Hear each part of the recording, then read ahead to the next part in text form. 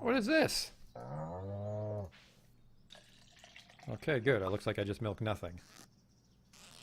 I should probably not do that in town. Just like jack off in the town square. Hey, how's it going? Whoa, whoa.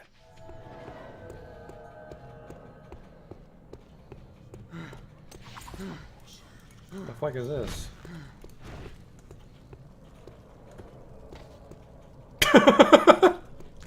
Got him! I've just been drifting around, being led by circumstances. No, that's not right. In Ave, you helped Bart when he needed it. I can't keep a fucking straight face, this awful writing. Drifting, kind of like me. Holy shit.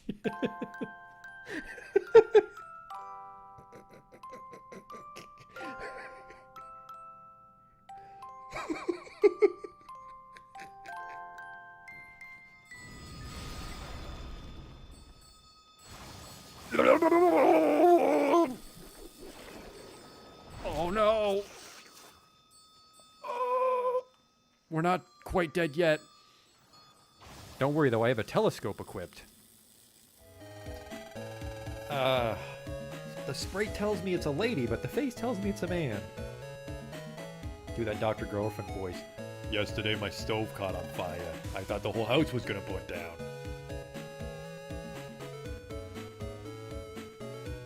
You there, ugly kid. Every kid is ugly. What?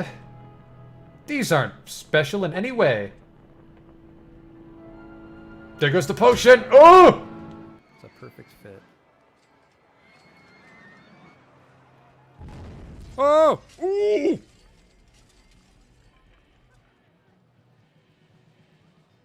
Well, that's gonna be a problem. 24 people have died. We might not finish the campaign now. Oops.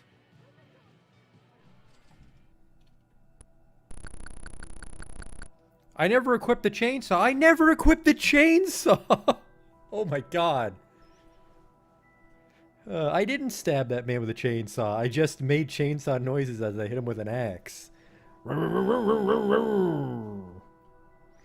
Holy fuck, I'm an idiot. Oh, he'll have the key for sure. Police! Nobody move!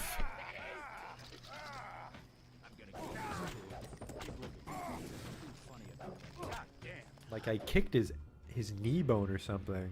Are you blind? What in God's... I mean, better luck next time. Armor broken, what the fuck? Just kicked that board and my clothes exploded. Arcanum.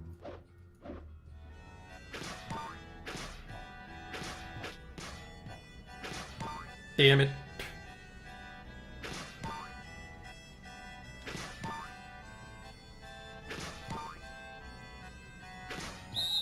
Stop. You totally fucked it up. Well, you fucked me, dog. We're not getting in now.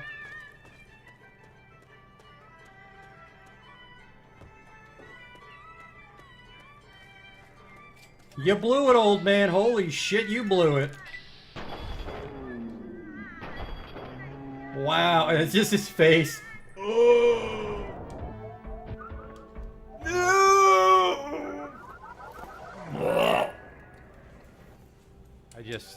I can't take you seriously when your planet's called Choco. Welcome to Choco, keep your nose clean. Is your planet named after candy? Spell shit in hindsight.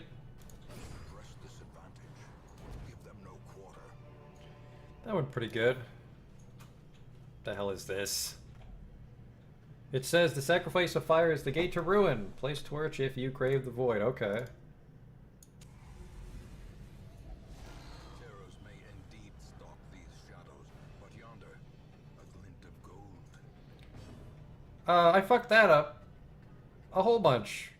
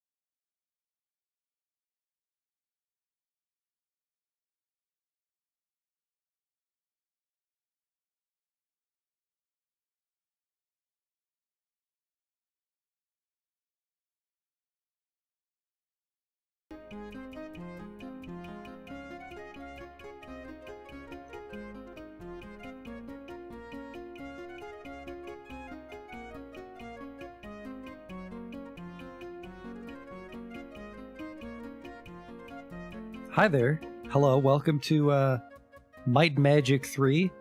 And also welcome to my most jury-rigged overlay to date. There's a lot of things going on. We have an auto mapper over here in the top right.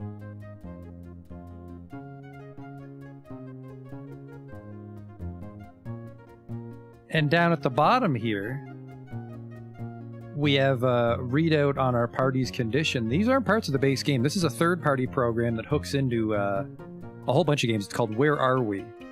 It hooks into Might and Magic. You can hook it into Bard's Tale. I forget what else it hooks into. But it draws the map for you, tells you, it displays a bunch of information that's buried in menus. It's in the game. It's just hidden in the menus, and it's presented in a way that's more in line with like a more modern game. And I very much hope that I configured it all properly. This was a real chore to get up. First, we had to get this auto mapper program. The auto mapper was actually really easy once I found out where it was. You just download that, that's plug and play, but then we had to get like the overlay to look all fancy.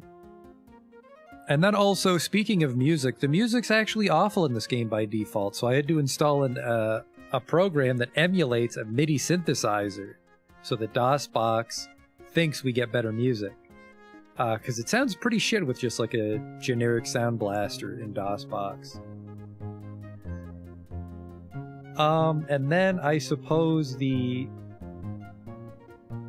one problem with my incredibly rickety overlay is that we can't show the intro. I'll have to edit that in later. So we're already right in the game. Not that there's a lot of fanfare for Might and Magic 3. I think whatever happened in Might and Magic 2 didn't apply to this party. We're just 6 brand new adventurers just exploring the world of Terra. I think the villain here is called Shelton.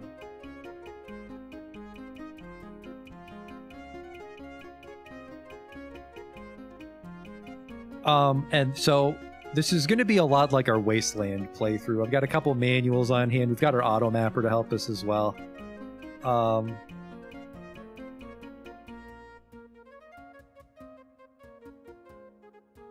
Yeah, there's some pretty fucking wacky shit in this game. Because, I mean, it's an old game, right? It came out in 1991.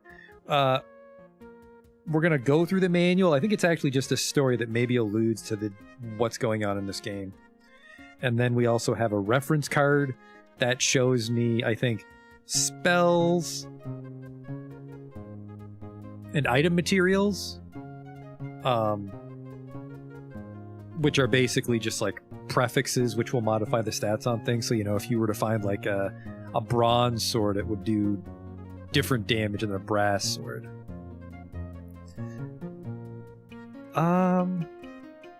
And yeah, I played this game very briefly when I was a child in the Super Nintendo. The versions are slightly different. I never got far. I got like maybe past the first 10. So hopefully this first 10 we should be fine.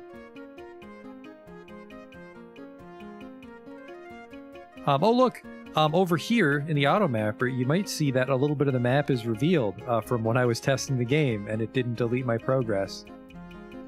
I didn't get very far when I was making sure this ran. So let's start off with reading the manual together, you and I. Let's get it in here. Look at this. Might and Magic 3. A passage through the aisles. That's either me or the villain. I'm not sure. He's very emaciated. This game was made by New World Computing. What's what we've got here? Might and Magic 3, A Passage Through the Aisles. The Journal of Korak the Mysterious. I'm Korak, called the Mysterious, and these are my scribblings as I journeyed across the Isles of Terra in search of forgotten lore. Take them as aid in the adventure before you, for these isles are not all they seem to be, and behind the shroud of legend, truth is often seen. The enclosed software program, yeah. People that made the game. Look at such a small development team. 90-day limited warranty, I don't think that applies to us. From the corners of the misty void rang loud the battle cry. The elemental lords of four had sworn to fight and die. Fire, water, air, and earth did meet their might and force, and in their battle's bloody mire found our land its source. Second day of the new moon, 491, in the town of Wildabar. Now, I know for a fact that we're in the year 500 right now. It's been 4 years since last I set out to explore a new land and discover the hidden lore and fables surrounding its towns and castles. The swelling of spirit brought about by the telling of these stories and heroism and bravery beyond hope is the thread of magic woven in the minds and hearts of all who long to answer the call of adventure. And it's for this purpose, to preserve that magical spark, that I have devoted my efforts to recording these tales. From the rumors and murmuring I have heard passing through Wildabar, these isles are rich with such histories. While talking to a town elder, he told me of an ancient rhyme once read before festivals that contained the legend of the mysterious conception of the isles. A legend that today circulates across the land, but altered through the years since the original scroll's disappearance. He read to me a portion he recorded before the original vanished, and told me what he could remember of the rest of the tale. Other parts, he said, may be recorded across the islands. The epic is written in 3 parts, and the fragment he gave me was the first, in which is contained an account of the birth of the Isles out of a great battle between powerful lords of the 4 elements, who used fierce storms to fight for supreme control of the void, a place where there was no land or sky or ocean. Water and fire and air and earth met in the empty void to fight for the right to fill it with their presence, but so matched were they in this battle that none could defeat the others. Nor could any stop fighting lest the balance be upset and he be overrun by the others. They had become locked in an eternal war none could turn away from, and as the war raged on through the decades, in the midst of the void, where the fallow of the mighty storms gathered and settled, a rich land began to develop. From where no one knows, but beasts appeared to graze the fields of the new land and take refuge in its forests and caverns. Little notice did the elemental lords pay to these dumb beasts, for there was little threat in their roamings. They were seen as nothing more than the flies that gather around a fallen animal. So the war raged on with an intensifying storms that added to the richness of the budding land.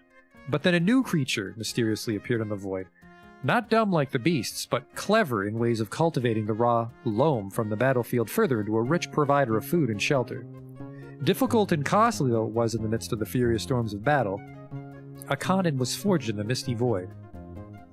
In the forests and valleys settled spry creatures of great intelligence. Thin and strong, the elves were quite at home among the trees and fields of green. Though weaker in endurance than some, they were possessed of a high aptitude for the magical arts and resistance to its power and energy. And in the snowy areas of bitter cold found the gnomes their home. Like the elves, they were strong of mind, not body, and a little more prone to the ways of magic. But unlike the brooding elf, the gnome was very jolly and quick to make friends. Because of the harshness of the snowy land, their countenance was toughened to the elements, and even more so to magic. Sojourned then in the desert sun the dwarf.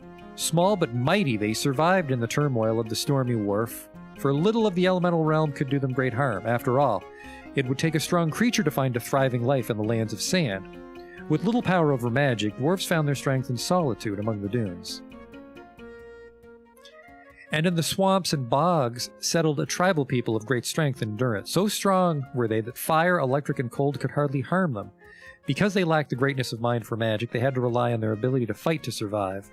And that ability was developed to great heights, for the half-orc lived for battle and saw the opposing of men as the greatest of endeavors.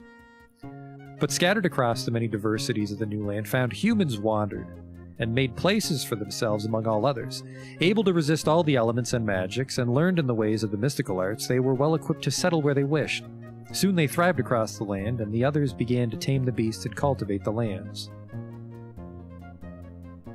With the arrival of these conquerors of land, the elemental lords realized that while they fought among themselves, the very prize for which they were slain was being taken away from them by little mortal beings who in their eyes were no better than the dumb beasts. Each would try to vanquish the mortals with a great storm, but because they could not remove too much of their force from the war, the mortals were able to withstand them. In fact, the storms of the elementals were less severe than the effects of the war itself, so the elementals had to find another way to purge the void of these intruders. So an agreement was made to halt the fighting for one day and devote all their powers to create one great tempest of such destructive power that none could withstand it for even an hour. Air gathered together the strongest of its winds to blow the sands of earth with such force as to tear away the flesh from mortal bone. And water prepared a flood to wash the fallen mortals to the center of the void, where fire would then bake the mire into solid stone. Even combined in total unity, the mortals could not survive a day of such torrent. So little hope was there that in the darkest hours before the great destruction, all merely stayed in their doomed homes, and the helplessness in their hearts made the greatest cry for mercy any world has ever known. After searching for the right opportunity, I finally found a group to set across the Isles with in search of the lost parts of the legend. A band of 4 fighters and a healer have enlisted me as their image. Not knowing the fullness of my power, we are to travel to Swamp Town and receive a scroll which will then deliver to Fountainhead. The leader of the party, Asa Milchima, has agreed to take a circular course to allow me a wider search for the lost pieces. We'll be traveling across most of the islands, skipping only the smaller ones. I'll be receiving a smaller share of the reward for delivering the scroll, but it's the search and hopeful discovery of forgotten lore that calls me to this adventure, not the promises of wealth. Assuming all to be in order, we'll set out tomorrow for the Isles of Illusion, where I'll search for the 2 castles said to be laid out in ruins upon the sand. From there we'll travel to Buzzard Bluff, where we'll camp for the night. The next day we'll journey through the Evermoors and north to Swamp Town, find the scroll, and most likely spend a pleasant night at the local inn. From there I'll lead the expedition to Serpent's Wood, the original settling place of the dwarves, and on through the Frozen Isles where we will camp a second night. Then we go to Leper Canyon and straight to Fountainhead. 4 days they plan, but it will likely extend to double. 5th day, 491, setting on. Today, after much preparation, we started our journey across the Isles of Terra. This group I've joined is far more powerful than I had earlier believed. Rather than renting a boat as I had thought we would, the healer, Rafa, stood at the water's edge where the earth meets ocean and stretched her arms wide. All was still for a moment, then a strange wind blew the corners of her robe and there seemed to be a disturbance in the waters. Fog rolled in, thick and choking. In the midst of it appeared a ghostly galleon riding on the swelling waves. It was truly a most impressive sight, and a little unnerving too. The ghost ship took us across the waters to the closest of the Isles of Illusion, where we were now resting before entering the castle ruins. But I still don't know from where it came or to where it returned, for as soon as we stood upon the shore, it drifted away in the silence of the fog. It's a poor omen when the first battle of an adventure ends in death. While searching the ruins of Castle Greywind, we came upon a powerful phantom magic user that had made his home in the rubble. He attacked at once without warning and engulfed Rafa in a pink glow of energy, draining all life out of her. Asa Milchima responded quickly by letting fly a bolt from her crossbow at his side, but it only passed through the apparition. While the others advanced, the ghostly figure summoned a huge and beastly bear and vanished in a flash of light. Asa Milchima and Sufa, the ninja, were only hurt a little in the battle with the beast, but Rafa had been our healer. I did what I could for the others without revealing the full extent of my powers, but the loss of Rafa is most unfortunate. The loyalty of this group is strong, for they plan to spend their part of the reward to have her healed at the temple in Swamp Town. Camping at Buzzard Bluff, then descend on the land the forces of the Dome to lend into the mortal hand, power before unknown. 5 forces they of might and magic, 2 champions forged by each. 10 heroes made the tale most tragic for the elemental beasts. There's a dark mood hanging over the camp tonight, darker than the clouds that cloak the moon, darker than the thick limbs of trees that hide untold creatures peering from outside the circle of firelight. It's been raining since the middle of the day, and the falling drops have beaten down the spirits of even our steeds, who stand nervously stamping. The fight of yesterday still weighs upon the minds of all, myself included, made heavier by the legend of the winged death said to prey on travelers of the Forsaken Sands.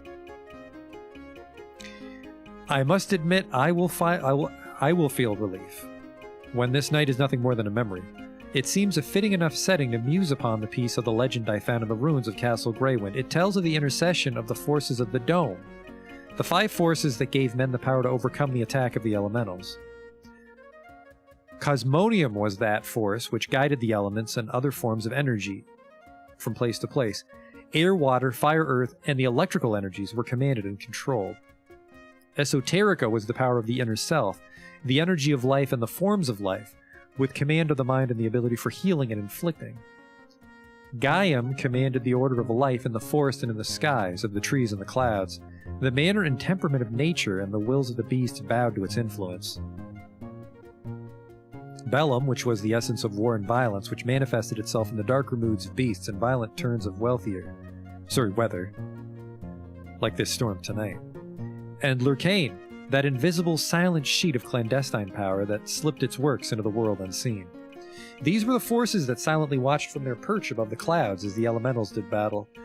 According to the legend, they never joined the fight, but when they discovered the elementals' plan to destroy all men and beasts, they had pity on the helpless mortals, and gave them the secrets of their powers to defend their lives. Other tellings of the tale say the forces of the dome feared the elementals would be so amazed at the strength they possessed when joined together that they would unify and attack them in their lofty home, pulling them into the never-ending battle. For whatever reason, the forces taught we mortals of their power. 2 to each force, and made 10 champions to drive back the elementals before they could pull their ranks together.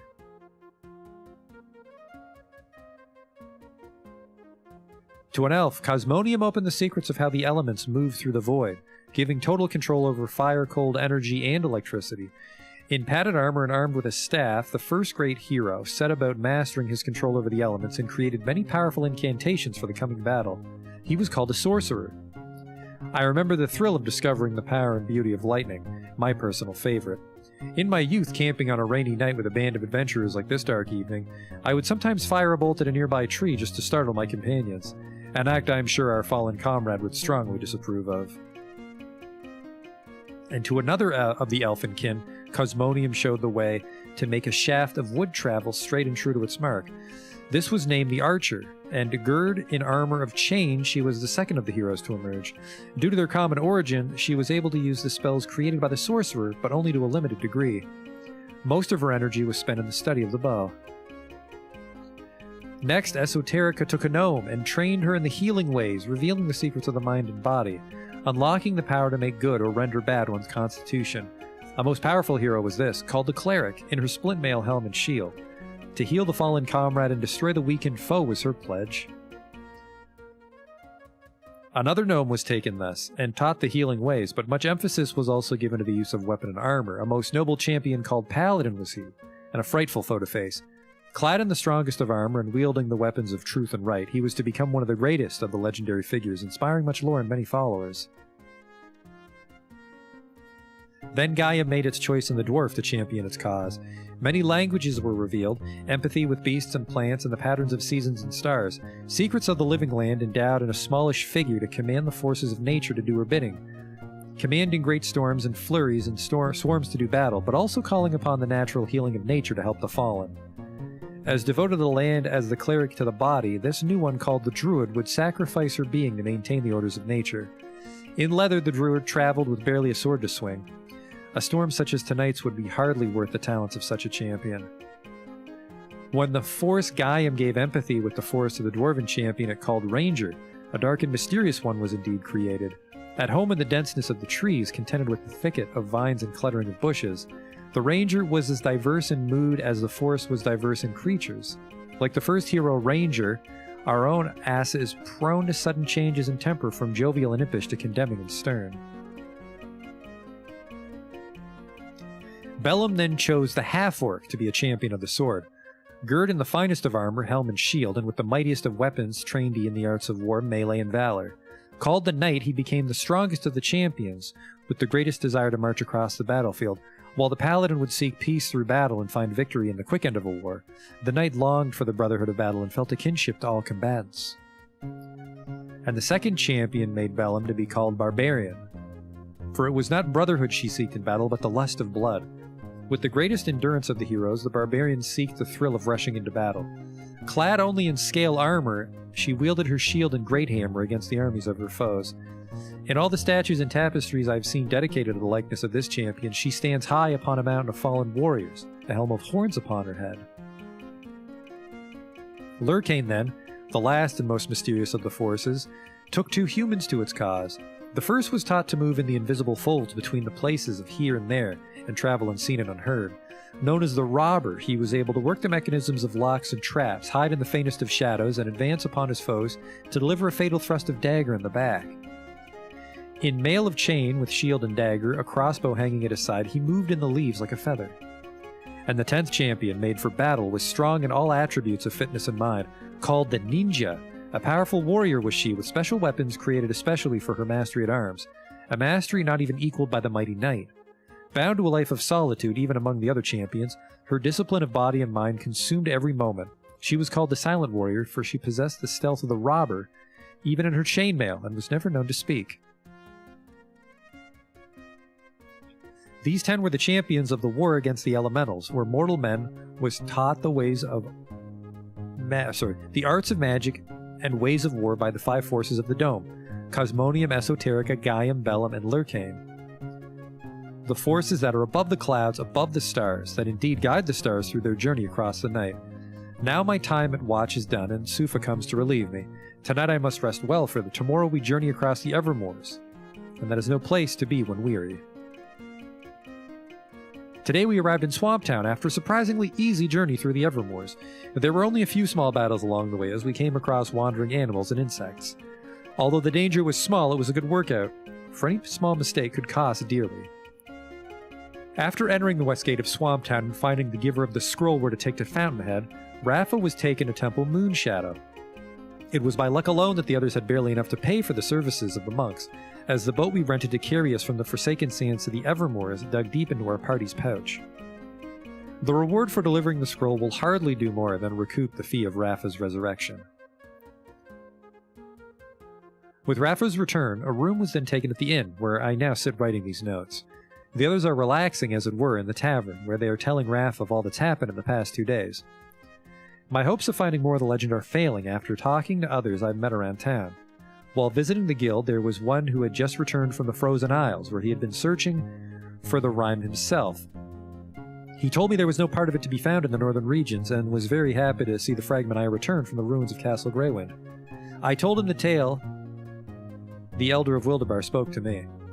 After the battle was over and the champions had used the powers the forces of the dome gave them to drive the elemental lords to the corners of the void, the 5 forces picked up the land that had been the battlefield and moved it through the heavens, from the gates of the ancients to the gates of Terra, where the land was set in the midst of water and broken into isles. While the forces were carrying the isles through the stars, the 10 heroes built towns to protect the people from the monsters and beasts that roam the land, and they trained the others in the disciplines they were given by the forces, starting a long tradition of skills that's carried over to present times. Great walled towns were built to provide shelter and protection from the outside wilderness, and be a place of haven for those adventurers who traveled across the new land and tried to tame and conquer its growing life. They were exciting times of adventure and bravery, but there was a need for places of healing and trading and training. So in the towns were raised dwellings where all the services an adventurer needed could be received. There were places of weaponry, houses of ale and feasts, 5 houses of healing where the mysterious monks who tended them paid homage to the forces for saving them from the elementals, grounds for training in battle skills, mystical schools for heightening one's magical prowess, and places where the weary could rest in safety and store their goods and find others to replace a fallen companion. It's in these foundations that our town dwellings of today find their source. In the blacksmith shop, workers of steel and iron forged new weapons of destruction and repaired the broken implements of warriors. There was a lucrative trade of wares from many places abroad, and all the needs of dungeon lurking such as rope and torch could be found. It was also a place to find the finest in armor and protective wares, and unknown mechanisms or weapons could be identified and their uses and value revealed. Of course, the excess in a traveler's pack would bring decent enough price to pay for a good time in the houses of ale. The inn was a place where the weary could rest behind a locked door and under a roof to protect them from the falling rain. But the inn was created as more than just a place to take a much-needed halt in traveling. For young adventurers seeking the thrill of battle and discovery of untold wealth could sign in the registry and wait for a party in need of help to enlist his services. Oftentimes, when enlisting the aid of those you meet roaming the forests and caves and ruins, he will bid you meet him at the inn, where he had registered last before joining you on your quest. Taverns were built where the ale flowed as profusely as the rumors off the loosened lips of explorers and warriors who came to these rowdy bars for healing that could not be found in the temple. It was a place where gold put in the hand of the barkeep might reveal the clue to find unspeakable treasure and fortune, and when the adventurer's pack ran low of food, it could be filled with the specialty of the house. After all, when one's strength runs low, resting is to little avail when there's no meal to replenish the flesh. And for the fallen and injured warriors, temples of healing were erected to the forces of the dome, 5 forces gave mortals the power to subvert the deluge, and 5 temples were constructed to honor their powers and help those who fell in their service. Warriors with any affliction could find cure from the mysterious monks that tended these sacred shrines. Flesh would be restored and curses lifted, and it was believed that special blessings awaited those who donated a portion of their booty to these shrines. But those portions of gold and treasure that were not donated to the sacred monks were under constant threat of becoming another's booty, so the builders of the towns made a sturdy and secure cage and commissioned strong golems to guard it. The bank was needed to keep one's wealth in safety because there were, even in these exciting days, following the victory over the elementals, those who would feed on the weaker but more fortunate of their fellow man. Though fallibly secure from theft, the bank was safer than the skin tents of the adventurers' camp. To train others in the way shown to them by the forces of the Dome, the 10 champions also made great training grounds with tracks and arenas and all manner of devices for improving strength and stamina. For a price, any adventurer who had come from a long quest or journey could seek the help of specialists in all the arts of battle to advance in the skills of swordplay, archery, and other methods of melee. A person's stamina and endurance in battle could also be enhanced by the techniques of the masters of the ground. And for those who studied the magical arts, mysterious guilds were built to train the magic user to control the forces. Through intense study, deeper control of one's chosen way could be gained and new incantations purchased to expand the mage's abilities and arsenal of spells. These were places of great secrets, and none but members of each guild could enter. Legends of the surrounding area were written in the history of each guild to provide helpful hints and warnings to the wise.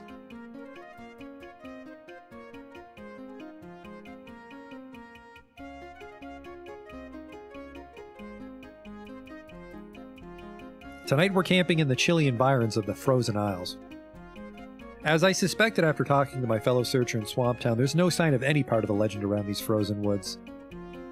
We searched the snowy wild for many hours, but there was a little more than ice to be found gleaming in the sun. After being denied entrance to Castle Dragontooth on account of prior dealings with our healer Rafa, we decided to camp in the frozen woods of these isles and keep fire watch, which is what I do as I write this. I've had more comfortable nights, but there are no hard feelings toward Rafa. It is, after all, much easier crossing the ocean with the use of her ghostly ship. I'll miss this group when we part ways in Fountainhead, but there are other things that call me. This has been but a tour for me. The real search is not for legends and lore, but my nemesis, Shelton.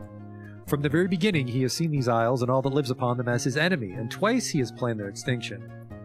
Now that these isles have rested in the gates of Terra, I am sure he has not given up his crusade to destroy them. I know not what plan he has set in motion, but I see his work in all that is chaotic. I have been making these notes as a record to leave behind for any who will join me in my search for Shelton and his evil plot. I believe the ancient pyramids play into his schemes, and that's where I'll begin my search when I set out again. This time I will go alone, but to any who follow I will leave clues to give the benefit of new information I uncover. I have not told the others of this, but in the ruins of Castle Blackwind, back on the Isles of Illusion, I found a message among the rubble that shed light on the mystery of Shelton's scheme. It seemed to place much importance on the 3 manners of men we have come to call alignment: good, neutral, and evil. For many years there has been peace among these different attitudes, but it has not always been so. There once were many wars fought over the differences of these 3 alignments, and perhaps it is Shelton's plan to rekindle this ancient rivalry. I am still working on what may be the meaning of this message in the rubble. In the land today, the question of good and evil is resolved in the response to certain situations, and there are certain enchanted areas where one or the other may not be welcome, but there is little chance of a war fueled by these differences being started in these times of enlightenment. Nevertheless, I am sure the subtle differences between these 3, good, neutral, and evil, play into the schemes of Shelton. I'll stop writing for tonight. Asa will soon come to relieve me of my watch. It's been a pleasant trek across the Isles with this group. Pleasant save for the death of Rafa. Thank the forces the monks of the temple can lift the conditions of ill that inevitably befall the adventurer. Be you cursed, paralyzed, or even eradicated, there is always a remedy and a price to be found in the temples. With the coming of the morning light, we'll start our final journey to Fountainhead, and from there I'll once again set out alone. My feelings are echoed in the cries of... I don't know. Fountainhead reached. We're in Fountainhead right now, so there's a little map of it for us. See, there's the gate right there. And then over here in the auto mapper, we can see the gate. After passing through Leper Canyon, we reached Fountainhead late into the day. I parted company with my group at the inn, where they immediately found another young adventurer anxious to join them on their next excursion. Of course, after they spend some time in the tavern to recuperate. Before I start my search for Shelton, there are a few final pieces of advice I would like to offer to those who follow me into this mystery.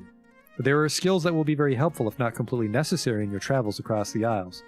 You must find their masters to teach them to you, and be prepared to pay the price. Here are some of the more helpful of these skills.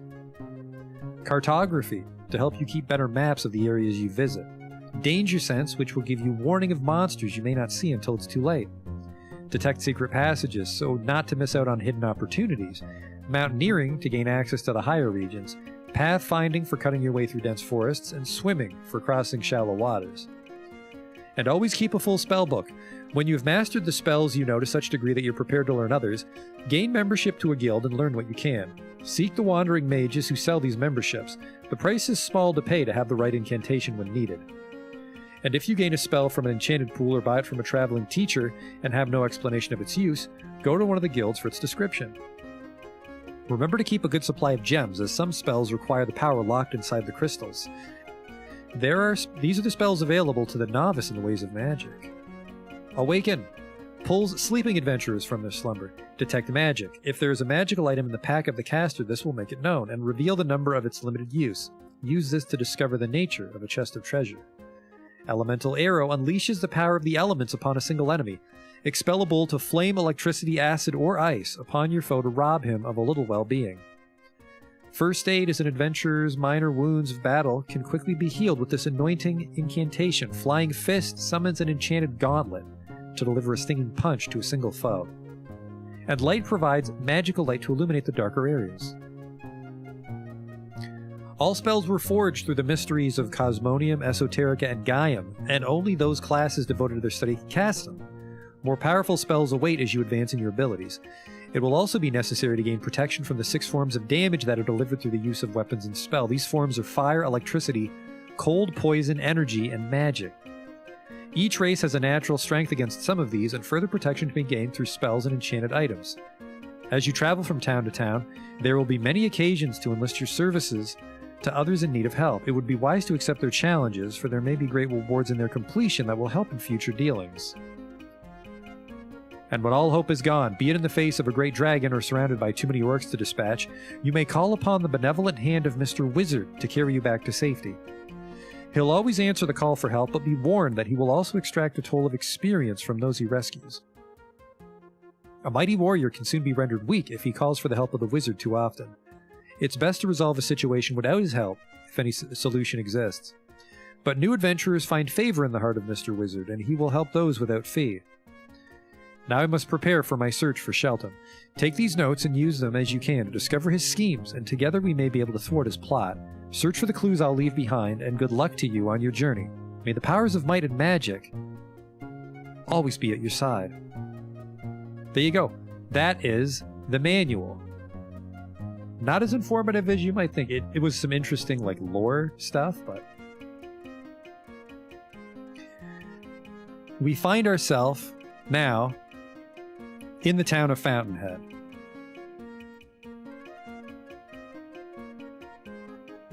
Unfortunately, Fountainhead is cut off from the little map, but we're in Fountainhead. We have a pre-made party here, and the first thing we're going to do is we're going to make a brand new party. Go through my book. An aged man rests behind the counter, skimming the names in a leather book. Ha! Welcome to the 40 Winks. Will you be signing the register?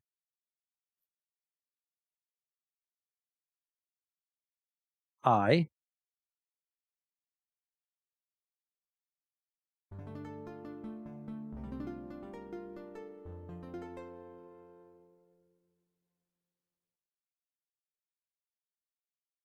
We have our starter party here, which is okay. You can beat the game with them, but we might be better off mixing things up. And also, we can name people that way. Luckily, I was a genius and read the manual for 45 minutes so people could show up. We have a human paladin. We have an elf sorcerer.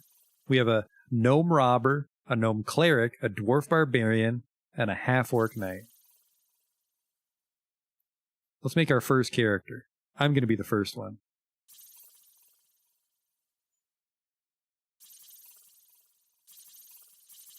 And I will be a female half-orc.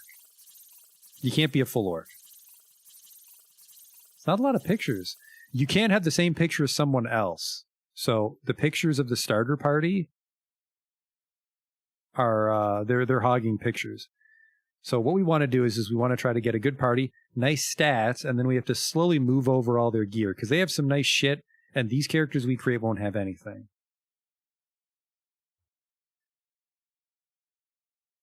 I want this first character to be a barbarian. If you remember from the manual, barbarians wear really shit armor, but they get more attacks. I think knights and paladins get an extra attack every 4 levels, but barbarians get an attack every... Did I say 5? 5 on a knight, 4 on a barbarian, if I'm right. So the barbarian eventually is going to do more damage. They get more HP. They have really bad AC.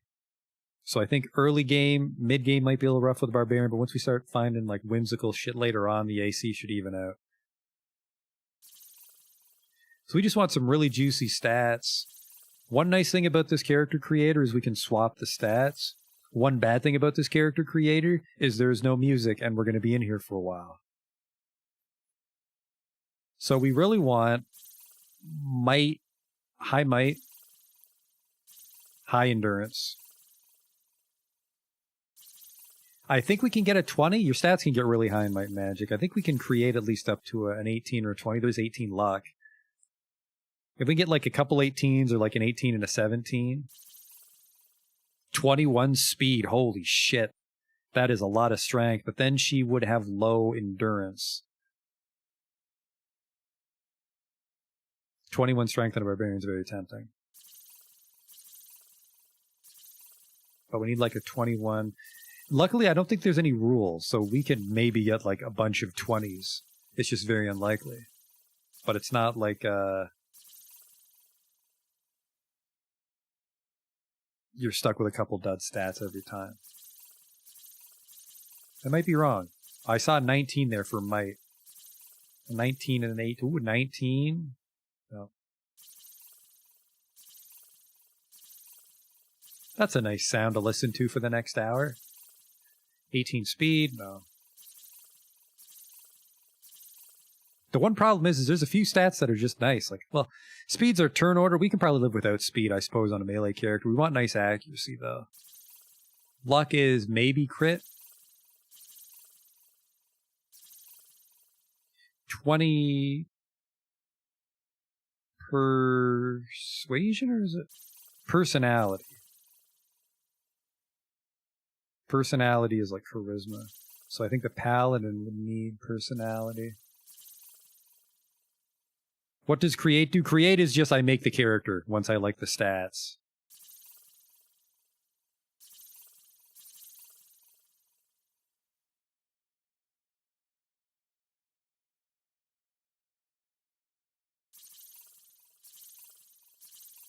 Okay, 21 endurance. I like 17. 17 endurance. 17 accuracy, because we're going to want you to hit with all your swings. Personality's kind of shit. Speed's low. That's fine, though. She is a neutral barbarian. Create. What is your name? Her name is Herzog, from the Forever Lost Oblivion playthrough.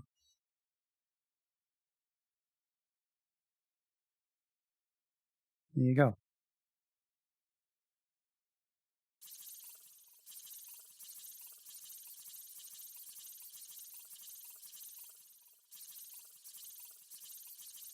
Where's the gnomes?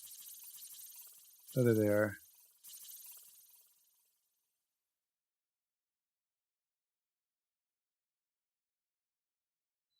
I think I can actually free up some room here. Let's make sure Herzog showed up in the roster. There she is.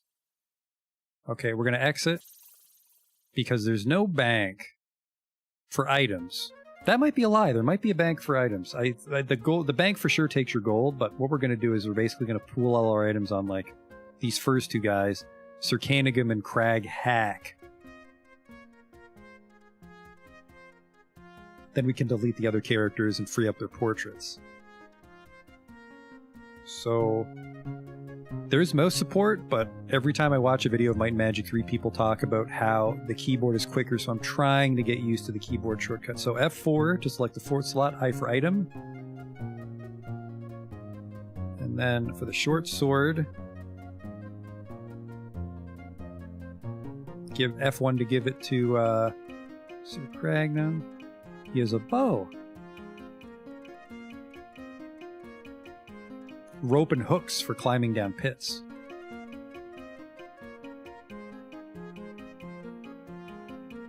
Okay.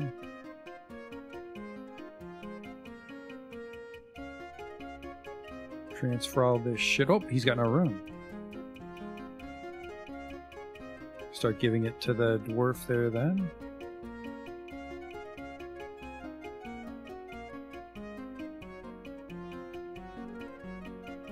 There. So we can delete these last four guys. Maximus the Knight, Darkshade the Robber, Resurrector the Cleric, Castor the Sorcerer. Free those pictures up.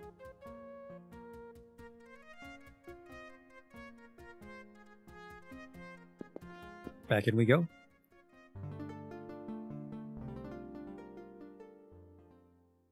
Alright, I want...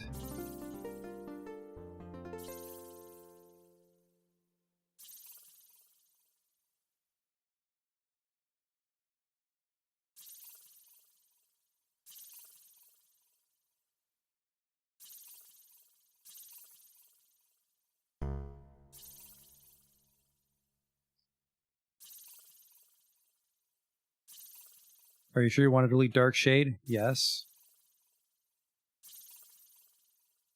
Also want to delete Resurrectra. Also want to delete Maximus.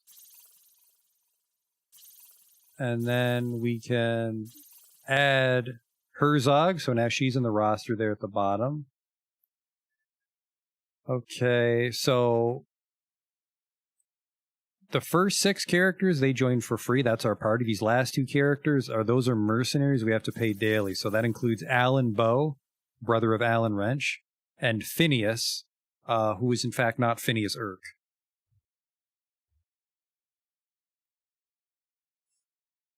So yeah, we make 6, and then we can buy 2. And we're too poor to buy mercenaries for now. So, well, we could probably get by.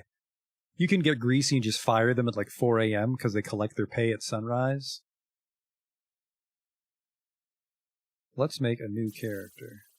Let's delete Castros the Sorcerer. The thing is I think gnomes are better wizards from what the manual had. Okay, let's create another character.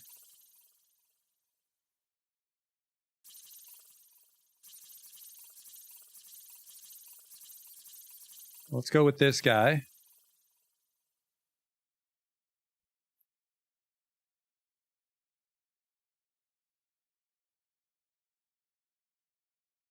And I think I actually want him to be maybe a ranger. I don't know what the dominant stats are on a ranger.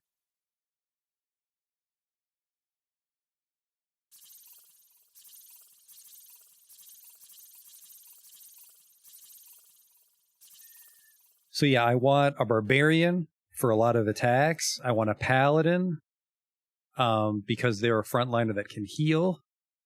We'll probably also grab a knight to be tanky, and those are our 3 melee characters. In the back row, I want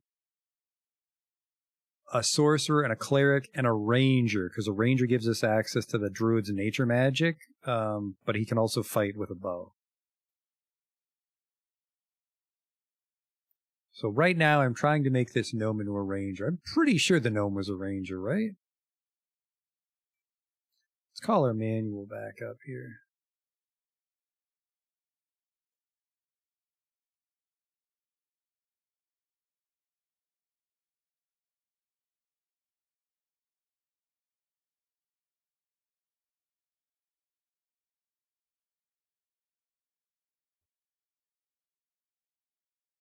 Barbarian was the orcs. No, dwarf was a dwarven ranger, really. Oh yeah, because the gnomes were wizards. Well, it looks like in the book, the druid and the ranger, both the nature ones were dwarves. Both the nature ones were dwarves.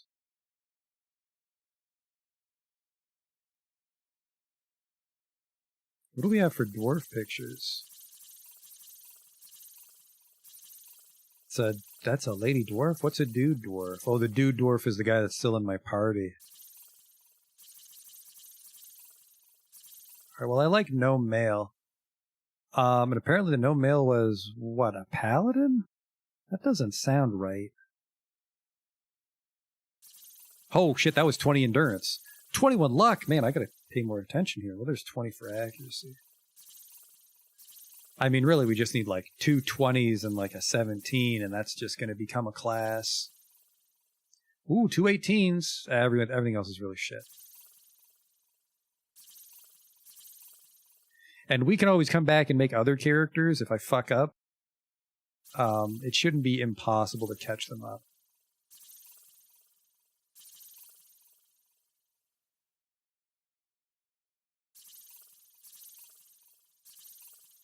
Not the dwarfiest dwarves. No flint kidney stone, that's for sure. 18, no. 18, 17, 16. I think I could live with that. I'm going to say it's personality for... What the hell would it be for intelligence? That gives us the ranger.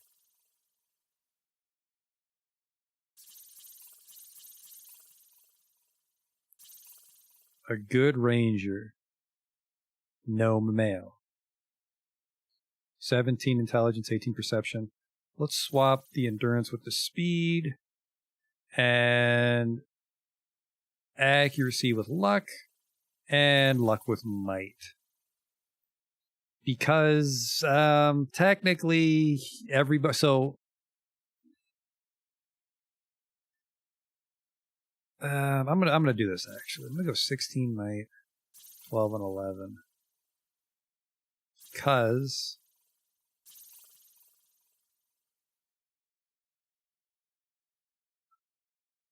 I don't know what the fucking stats do. Let's check our reference sheet. I have a reference sheet. I'm not sure if it details what the stats do.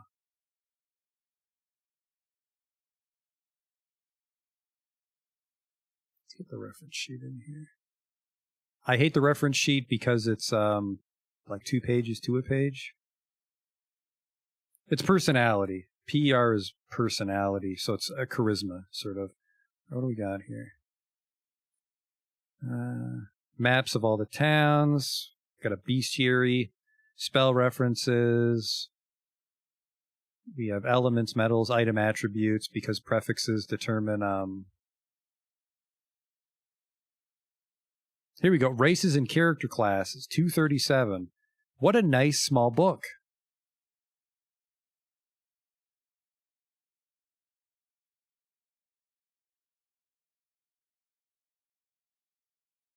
Okay, races and classes. There we go. Maybe. Character races. Yeah, okay. The information listed above will be helpful in creating characters and determining which races and classes will be the most effective adventures. Paladins, archers, and rangers are considered secondary magic users and receive half the normal spell points per level. That's fine, because I think really for nature we just want like some utility stuff. The ranger's not necessarily going to be fighting all the time with his magic. Robbers initially have a thievery base of 30 plus 2 points per level, and ninjas initially have a thievery base of 15 and gain 2 points per level. All other characters gain 2 points per level. Okay. Secondary skills: armed master, cartographer, crusader, linguist, merchant, mountaineer, navigator, pathfinder. All right, that didn't actually let me figure what the fucking stats are.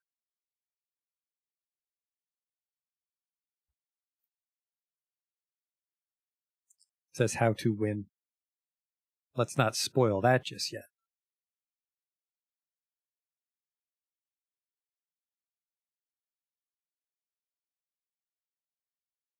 So I want it all. Map locations, awards.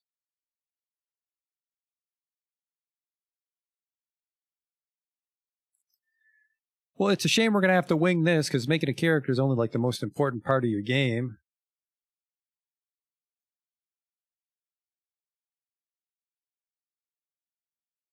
So I think it's hitting things, spells, other kinds of spells, getting hit, turn order, don't miss, I don't know, miscellaneous. We're going to go with a ranger here.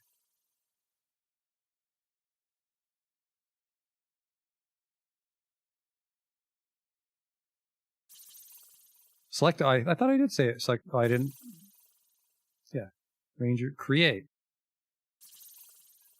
Name is Jedi.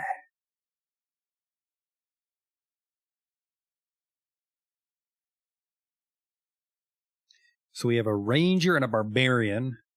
We need a cleric now.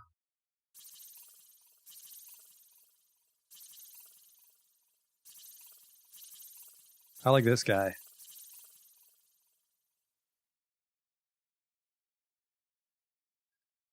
Well, we can swap the stats to see, because I think it's going to be personality for a cleric and intelligence for a sorcerer, based on the fact that this guy can only be a sorcerer. So I want really high personality. 20 will do it. Cleric, I knew it. His other stats are kind of shit, though. Nice tanky fella. You know what? His other stats are too bad, because the cleric's still going to need to fight sometimes.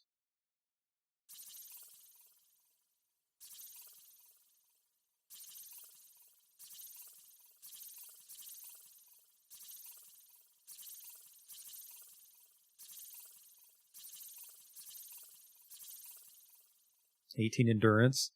Nah, too many low ones.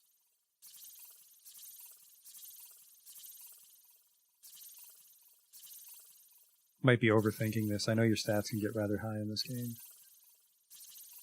Like that one thing we looked at the end, how to beat the game, it alluded to the fact that you need 50 strength at one point.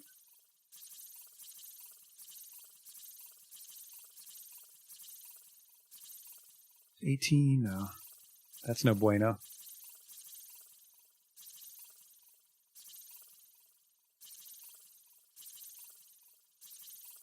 That first one was probably our best roll. I like this. This is a good spread. So I want 18 personality, 17 endurance, 16 might. I'm going to make the intelligence and the accuracy your worst stats. Who doesn't love an evil cleric? We'll make him neutral.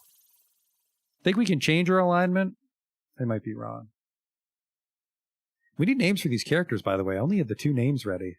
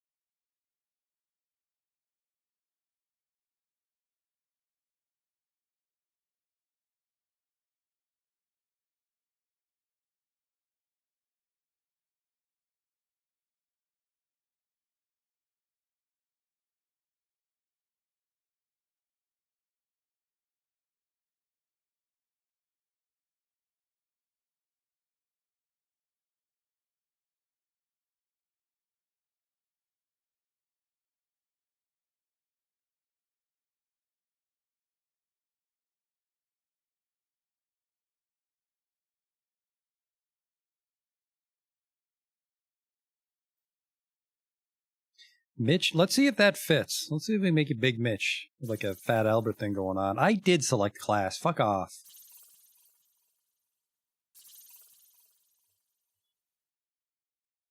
Look at that.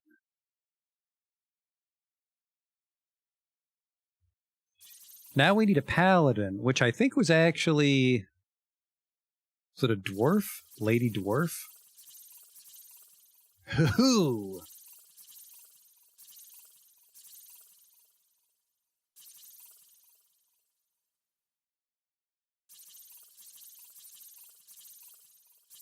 You could make another orc.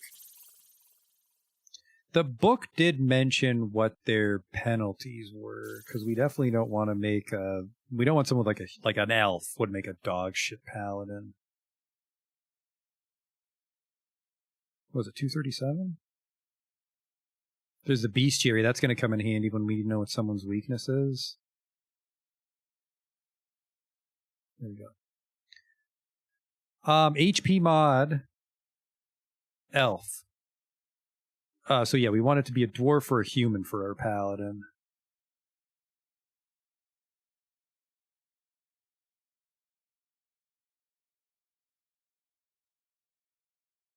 Our sorcerer definitely needs to be an elf. Let's just get that out of the way. Let's get an elf sorcerer. Frail little shit. What do we got for elf pictures?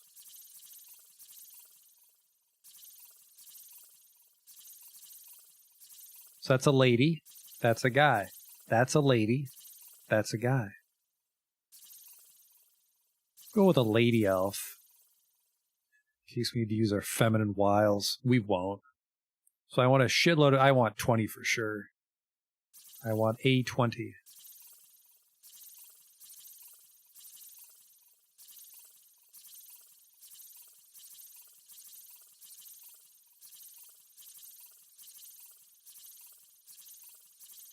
There we go. Ooh, that's a good spread too. Intelligence, 20. Personality can be really low. And then I want 19 accuracy. I don't know if spells can miss. 19 accuracy might be dumb. I'm going to go 19 speed. I definitely want you to be tanky. I just don't want to waste a really good roll on the endurance. That's a pretty beefy sorcerer. 17 endurance. 15 might in case you got to clonk shit with your wizard staff. I'm not going to use anybody evil. I'm not entirely sure how that's going to pan out for me, but we're not going to use anybody evil. So we have a sorcerer who's super fucking fast. A lot of spell slots, pretty tanky. Who should this be?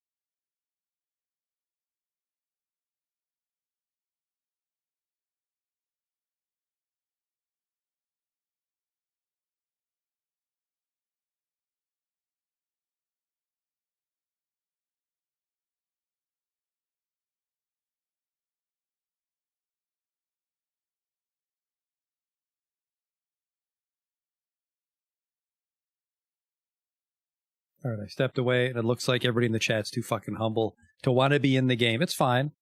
We'll just call her Stupid Lisa Garbage Face.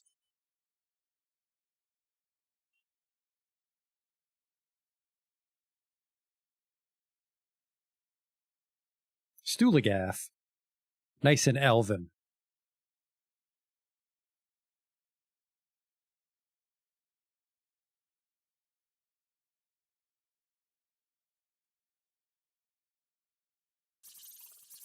What do we got now?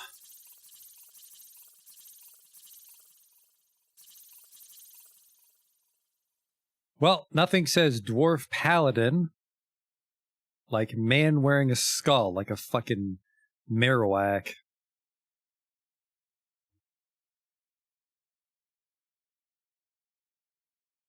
So paladin, we need might, personality, endurance.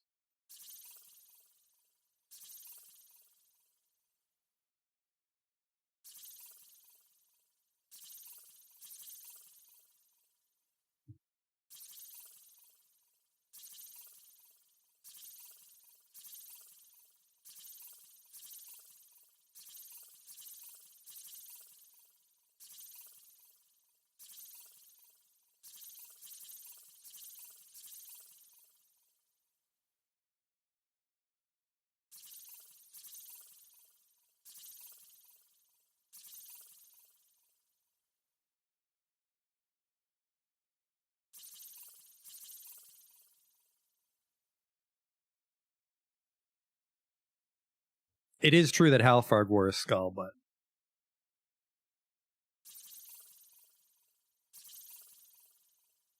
part of the interaction of this medium is that you get to be in the game, and then I get to project my frustrations onto you when you die. Ooh, a 20. This will be Nara. Sounds like a lady dwarf.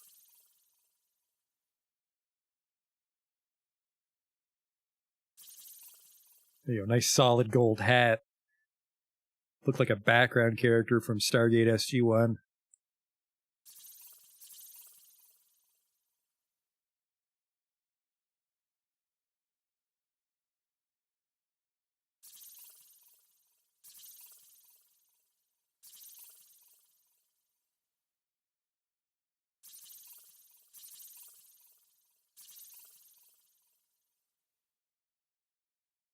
You're happy to be a character. The incredible high fantasy adventurer, Josh.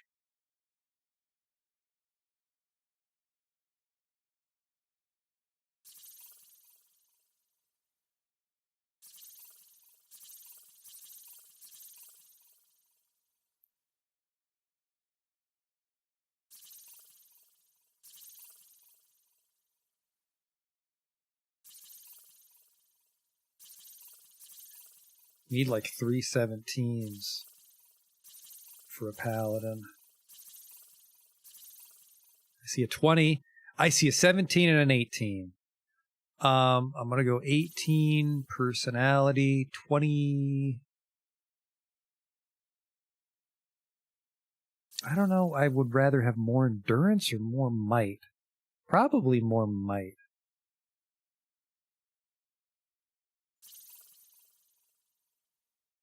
Probably more might. Paladin. Here we go. Nara.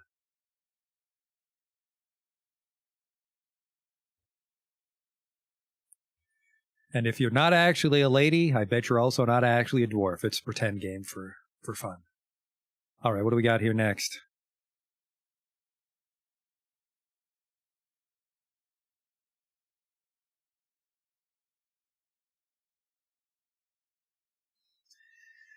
We got Josh. I think we'll make Josh our robber.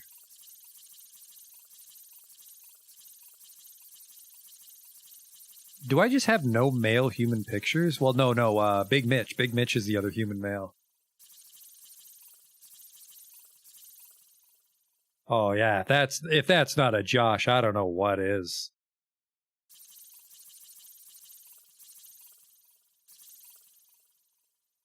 Nope, sorry. We got to make it this guy because he's got like a Mr. T thing going on with the gold earrings. Nothing says robber like a topless, slightly portly orc that loves gold. Half orc. Half orc. He's a half orc.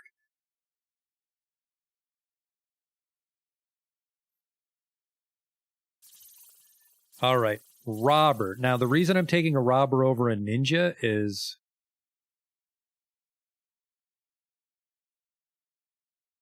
You know, I don't have a really good reason. The robber's better at doing robbing things, which is picking locks. The ninja, I think, also needs special ninja gear, so the robber can wear more stuff.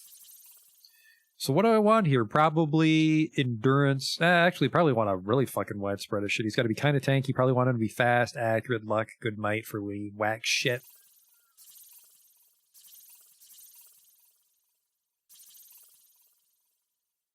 That's a bunch of 8s. We definitely don't want that.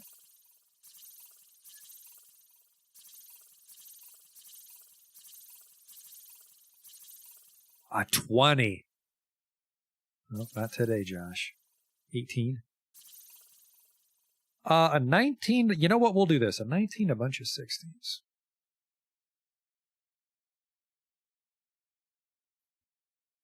I'm going to go 19 luck, which is probably a terrible fucking idea.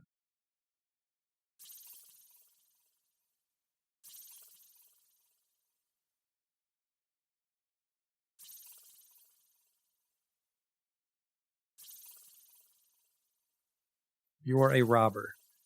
An evil robber. Ooh.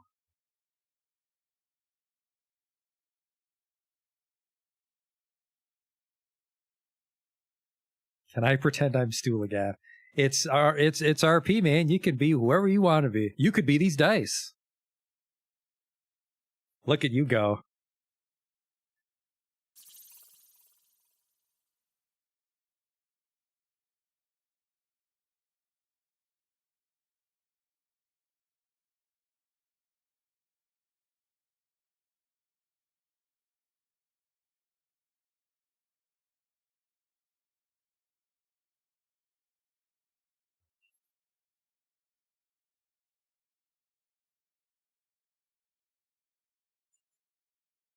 Call you Josh Tom. Because you got to sound a little orcish.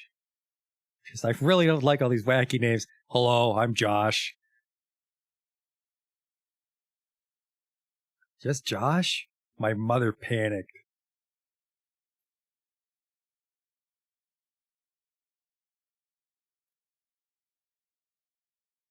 I think it's just a knight left. Or if we really wanted to get wacky, we could grab an archer, just have a bunch of ranged dudes. Some people swear by just multiple archers in their party. Then you just shred things before you get into a fight because you can shoot things. You see the monsters. So if you have enough people with ranged weapons, you can kill them before they get into range. But of course, in a cave or something, you might just turn the corner and you're in a fight already. And then your archers have to melee stuff because you can't shoot in combat. But an archer knows magic. Or is it the ranger that knows magic? The archer might be pure. No, because the manual said the archer just fucking shot shit. No, it didn't. Wasn't the archer a hybrid of the wizard? That's fine. We already have a wizard. So yeah, I think ninja's a hybrid. We didn't go with him. Range is a hybrid. We did go with him because nature magic's kind of shit. That's fine. Yeah, I think I just want a knight or maybe another barbarian. Probably just a knight. I don't even know what the deal with knight was. They wear heavier armor, I guess.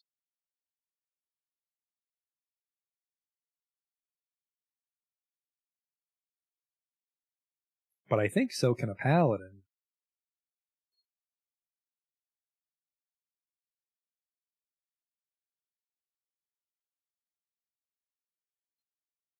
You know what? I'm going to go with an archer. I'm going to go with an archer. If this is a terrible idea, we'll come back and grab a knight.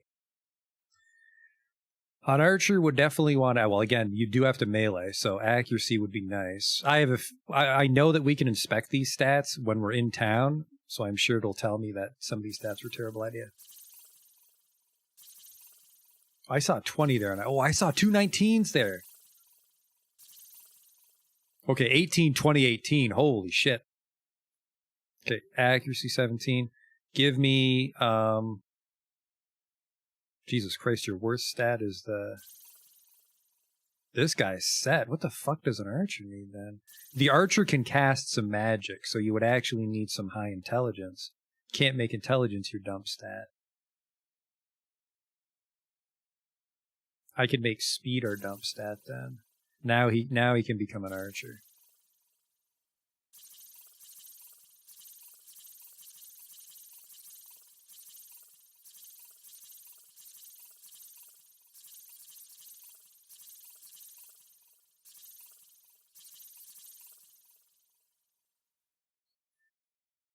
Hey, Will, did we miss much? Oh, we're just making our characters. Haven't even fought a single thing yet.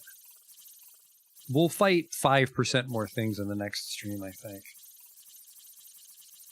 Who's our archer?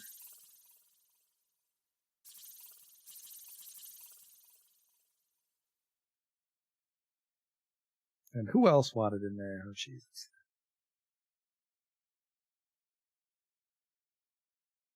Actually, I like Pitch. Pitch is a good name for an archer.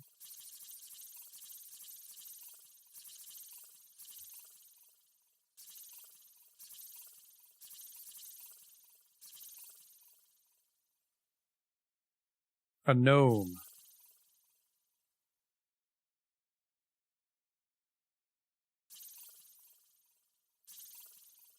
Pitch the gnome archer.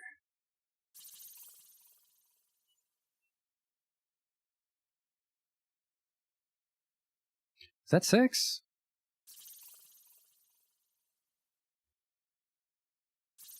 We got Herzarg, Stulagath, Jedi, Pitch. And then Nara and Josh Tom. So now we need to have these guys give their items to Herzog and Stulagath. And then we can grab the Nara and Josh Tom. Okay. That'll be our party. And then we can try to do a little light shopping. And then we might actually move more than one tile.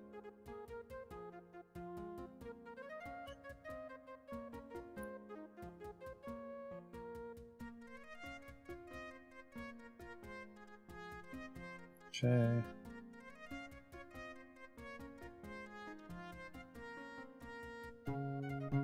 Alright, we can delete those two.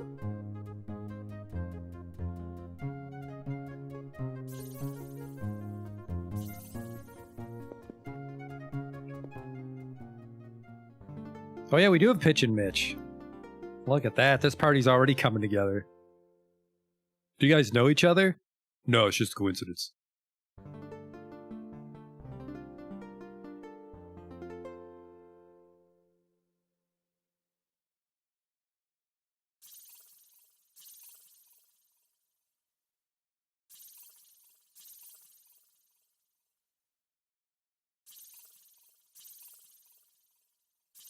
Grab Big Mitch.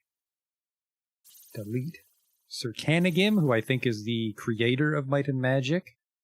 Get the fuck out of here. Okay, and party and party and party. Delete old Craigie.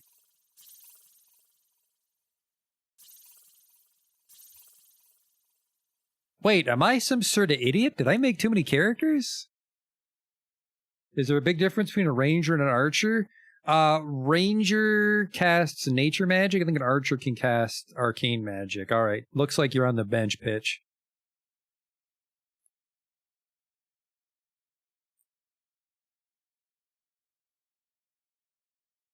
No, wait. What are you doing? Get out of here. Yeah. You gotta get benched, unfortunately, because we need a robber to pick locks. So Josh is in. Herzog's in. It's just Pitch. If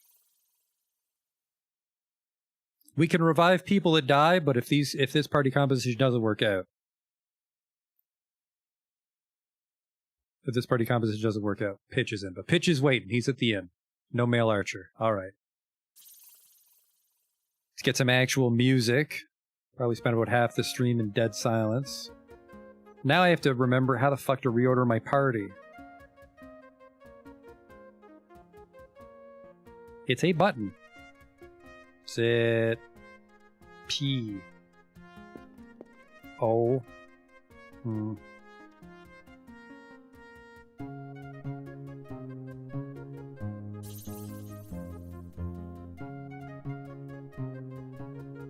Oh, Stulagaff has 9 spell points.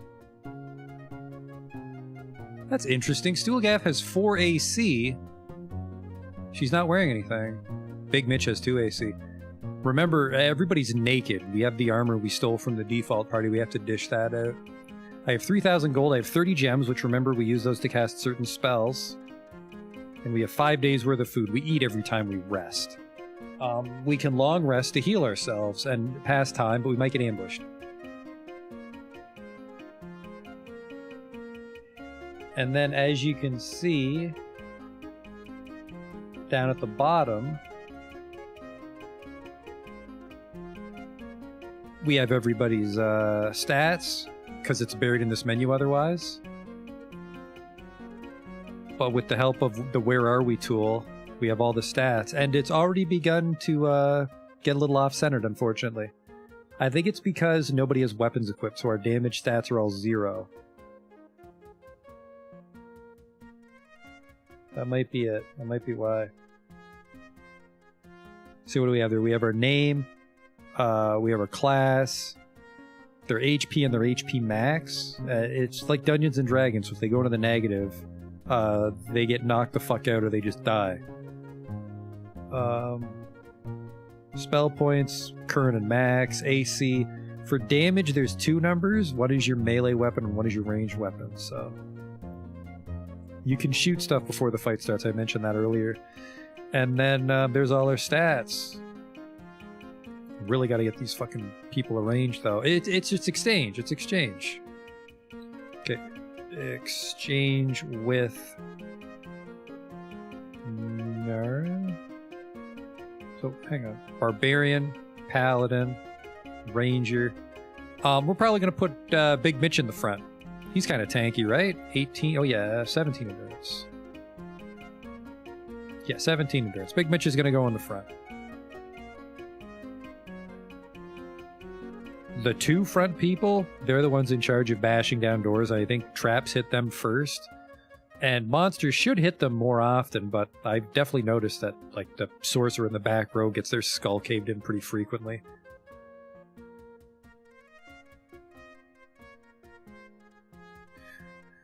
Huh. Is everyone my fucking... Everybody's 18. Holy shit, fuck it. Jedi, you've got some city miles on you for 18. I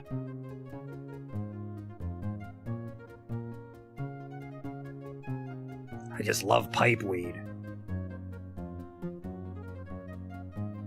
He knows 2 skills. Pathfinder, that lets us walk through trees. Spot secret doors, lets us know when there's secrets. And, Josh Tom, he can pick locks, 22. It's actually worse. Alright. Nara's a crusader, so we're allowed to go in certain castles because we're so nice. And Danger Sense is, I think, she can see monsters even though they might not be visible to us. And then, what do you do? He can swim, because all humans know how to swim. Swimming's worthless unless everybody can swim, so we have to find someone to teach the others how to swim. Let's get those items distributed. I will wear... I'm a barbarian. Actually, can a barbarian wear it? Equip. Yes. And I will fight with a cutlass. Barbarians don't know how to use cutlasses, so the cutlass is for... maybe Nara. I'll wear a shield and a hat. And I'll wear these gloves, these boots. I would have preferred...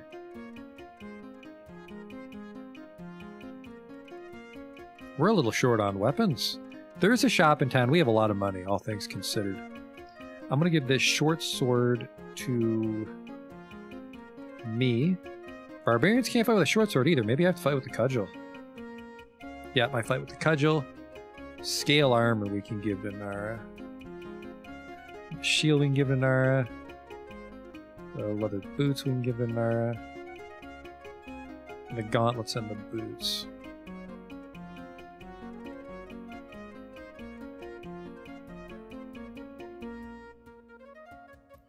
The rope and hooks will go to Josh Tom. And the dagger will go to... Whoops. Dagger will also go to Josh Tom.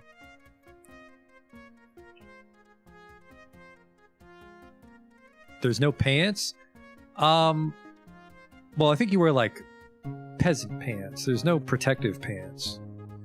There might be greaves later on. Who the fuck can wear the short sword, do you think? Well, the short bow will give to Jedi. For leather armor for Big Mitch. Shield for Big Mitch. Short sword for... I think Big Mitch won't fight with a sword. I think clerics have to use blunt weapons.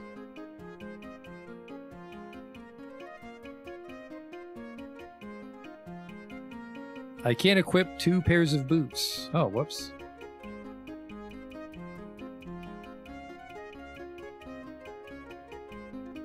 Yeah.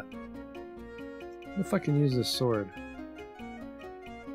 I doubt it, but maybe Josh Tom. He can't do a wield. I know that. Okay, you're equipped, you're equipped, you're equipped. Man, the level 1 party kind of gets the shit kicked out of them. Oh, that's where all the stuff went. Okay. I was about to say, I'm like, we're pretty fucking a little light on items here. The cudgel is for Big Mitch. I think I can fight with a hand axe.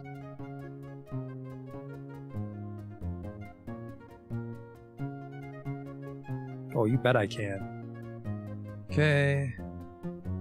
So you see both hands are equipped, and then we have torso, hat, boots.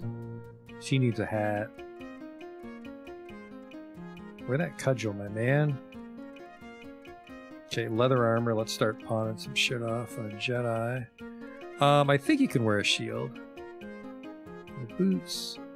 Rope and hooks is for him. Padded armor. I think the padded armor would be for you. Leather cloak. I'm gonna wear all this. We have some torches, but I don't care. Because we have a sorcerer that knows light. Can I wear scale? Well, fucking yes. Because I'm wearing scale. Can he wear scale? He can't. Must remove... Oh, I can. Remove. Equip. Right, just hand it down the line. I'm just daisy chaining the stuff along. Whoops, whoops, whoops.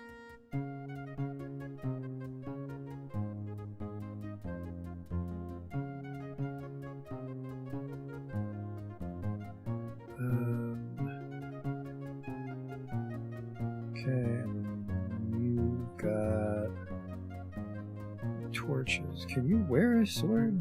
No. I don't think Josh Tom can either. The shield is... Does anyone have a shield? No, shield. He has a shield. He has a shield too. Nope, sorcerers can't use shields.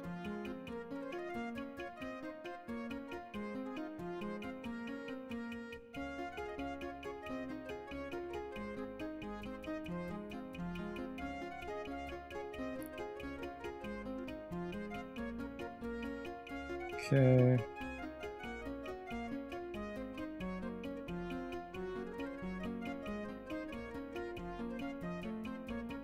It's not too shabby. Not too shabby. Alright, now we're looking for the item shop, which is right here. Hello? Peggy the Apprentice. Friends, I'm no a beggar, but I'm short 50 gold for materials for me studies. If you helps me, I can give membership to Raven's Guild. Pay? Yes. This will allow us to purchase magic. I don't know if it's a school of magic or all magic, but 50 gold is not a lot. So Nara wants access to the Wizard's Guild. So does Big Mitch. And they might sell nature magic too, actually. For Jedi and Stulagath. Not Josh Tom. Alright. A stubby warrior stands proudly by a gleaming treasure of weapons, armor, and general goods. Exquisite, yes. Price is good. You browse. Look at his little... Weird top knot. Bit of a weed. But I guess this world does have ninjas. What do you got for me? Now, they'll sell different things. And I don't know when they restock. It might be weekly or something. So they have a short sword, cutlass, a staff. The staff might be good.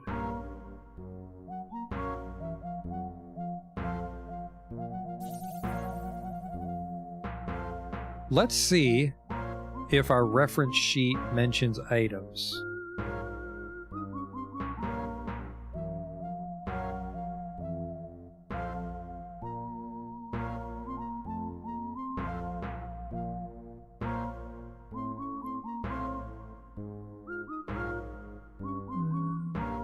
Items 206.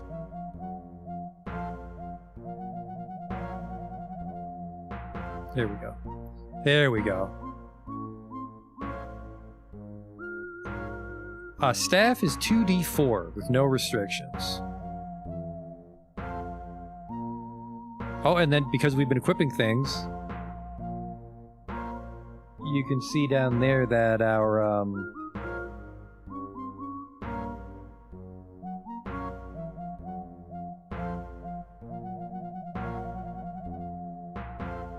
chart's updated. Let me see if I can smarten it up a bit. I want to say it's just because the names aren't as big as you might think. Try that.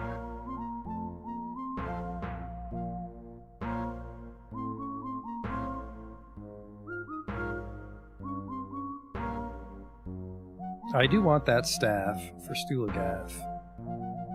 Oh, sorry. Oh, it shows if I'm allowed to wear it. That's handy. That's nice.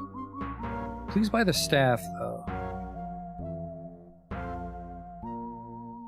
Yes.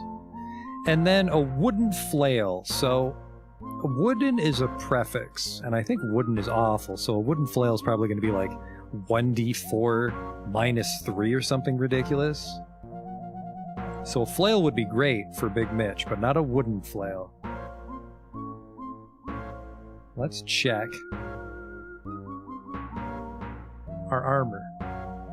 A crystal ring mail. Ooh, that's a lot of my fucking money, though.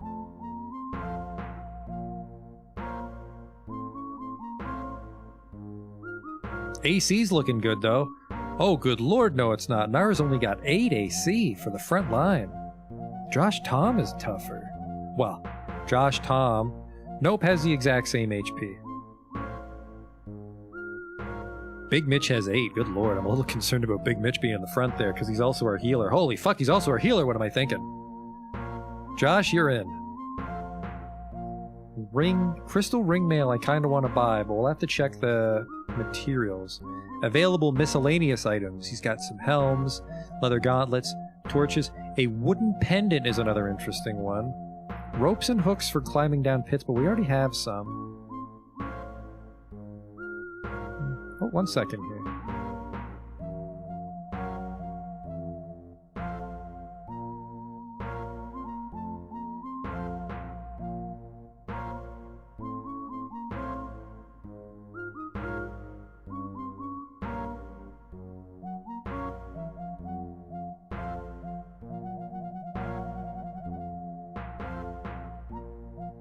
Let's, there should be some stuff for armor as well.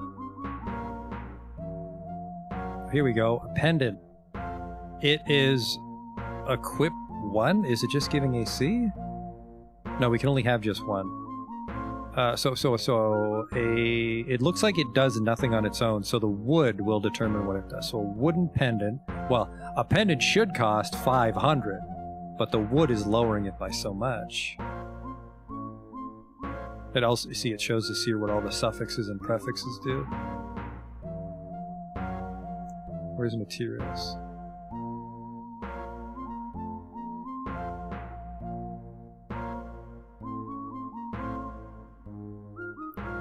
Here we go. Rare. Crystal is +1 hit, +1 damage, +1 AC.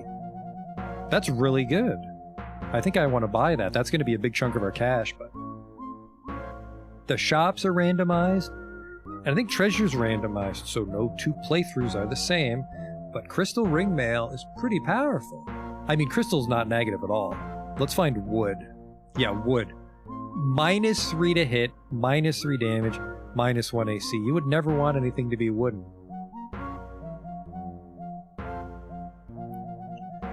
Like, if we could find an iron pendant, that's good, right? It's got +1 AC, +2 damage on hit. Actually, I want to say that damage into hit won't apply on armor, because I don't think weapons would confer AC just because they're made out of fucking solid gold. But like, look at this. If we were to find gold armor, it'd be +6 AC. That's almost all of the AC on Nara right now, so our stat's going to get really huge. So yeah, I like the Crystal Ring Mail.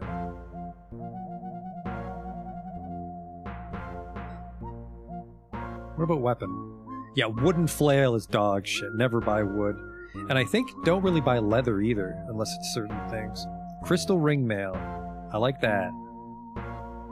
Who can wear it? Nara can. Well, that'll help her with the tankiness. Big Mitch. Actually, you know what? If the cleric dies, we're in a lot of trouble, so Big Mitch is going to wear just the Crystal Ring Mail. Alright. 9. Yes. Goodbye, money. We have a bit of a nest egg to get started.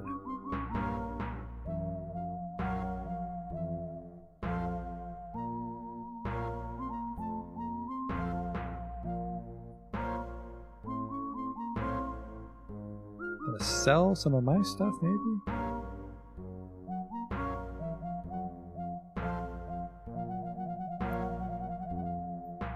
Sell your scale armor.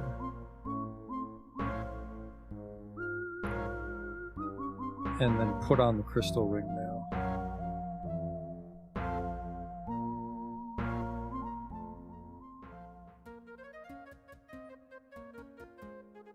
He's gonna go from 7 AC to 13. You're now the tankiest guy in the party. You don't have the health for it, so you really just need that AC to survive. And then I'm a little concerned about the AC on Stulagath, but I guess she is a wizard. I'm not sure if the helms and the gauntlets and shit are conferring AC.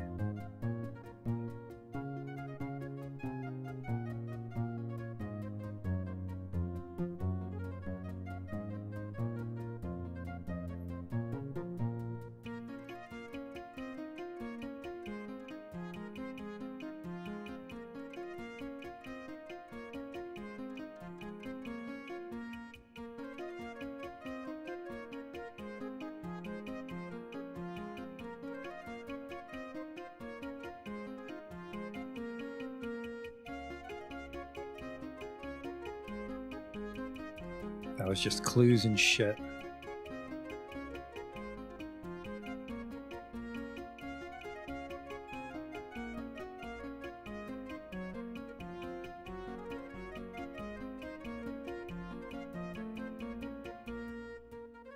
So I think I want items here, 206. Oh, because it was after all the prefixes were the actual items. 206.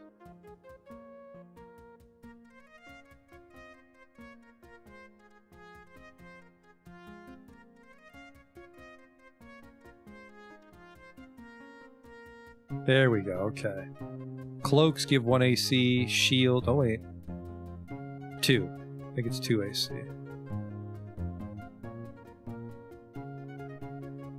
Only knights and paladins can wear plate mail. Okay, cloaks, robes. Cloaks, robes, and cape. It looks like they share a slot based on this. Gauntlets, boots. Yeah, I think we just always want to grab these if we can. Hood, so it's cloak, robes, and cape share a slot, but helm doesn't. So everyone wants a cloak or a robe. But he has a limited inventory. There's limited inventory. So we can't just go in there and buy like 10 robes.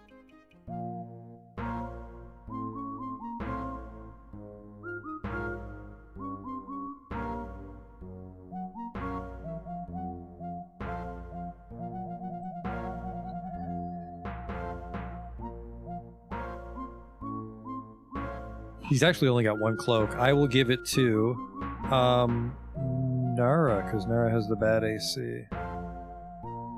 So, cloak for Nara. Oh, Jesus Christ, $60 for a cloak. The helm is $60 too, I guess. Who's low on AC as well? I want to say actually everyone else has gloves and pants. I might be wrong.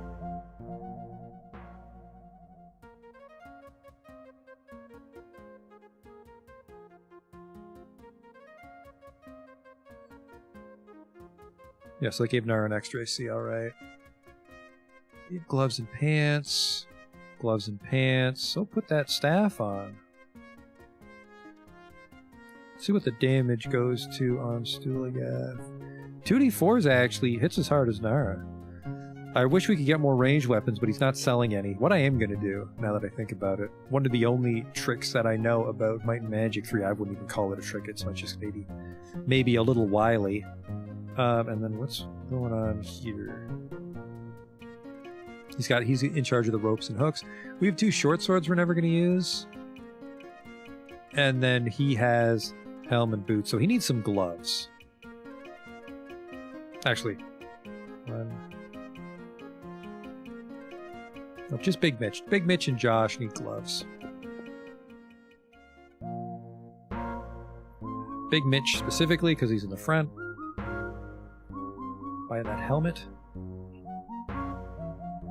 There's actually also a readout that'll show us what people have in their inventory, but I couldn't quite make room for that on the overlay. I'm trying to avoid just like, you know, overlapping windows and stuff. A little sharper this way. Really just drag in the reference sheet when we need it. That's about it.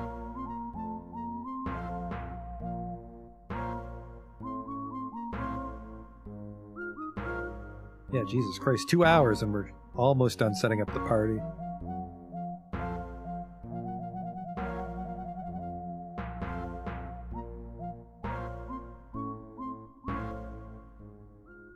Okay.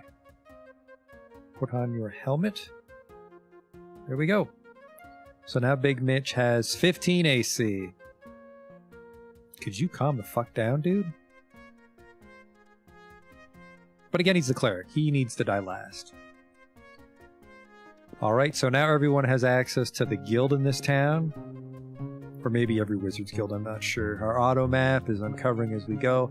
So it's called Fountainhead. I think Mitch asked this a while ago. It's called Fountainhead because the town is filled with fountains that I think are supposed to be spewing clean water. But the problem with Fountainhead right now is that green ooze surges in the fountain's bowl. We have to help the town by getting rid of the ooze. Also because this is a D&D game made in the 80s. This one came out in 1991, but the towns do not have very innovative names. We're trying to save Fountainhead. This is also a fountain. There's a magic mirror. If we learn passwords, we can use the magic mirror to teleport around the world. We have to bash this door down, which I don't feel like doing right now. Let's just uncover the map. Ye faithful subjects of King Righteous, deliver the ultimate power orbs to Castle Whiteshield. We'll see. There's a monster over there. M for monster on our auto mapper, but also we can see him. Now there's doors in the way. We could bash the door down, that'll let the monster out. But he's trapped in there until then. See, if we were back here, if that door wasn't there, we could shoot our bow. So you can soften people up before the fight starts.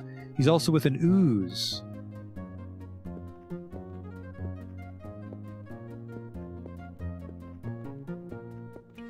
Zohab's vaults. Sorry, Zahab. Zahab, keeper of the gold, sits behind a pile of coins guarded by the mighty Myron. Welcome to my humble vaults. Can I help you? Be about your business. I have to oil up my bodyguard once you leave.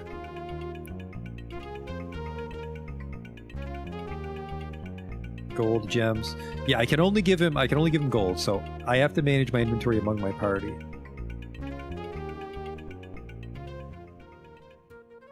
So that's the bank. Green ooze surges, yeah. So there's something... The ooze, I think, is in the caves beneath the city, Justin. Cypher the Chartmaker. Cypher looks up from a table littered with scrolls and ink bottles. Would you like me to show you the ways of map making for 25 gold? Okay. Who? Let's say Josh Tom. He'd make maps to treasure. So now that a single person in our party knows cartography, we can use this button for the built-in auto mapper. It's not that bad. It just doesn't show... Nope, sorry, it does show us where we are. That's pretty good. So this isn't always up, but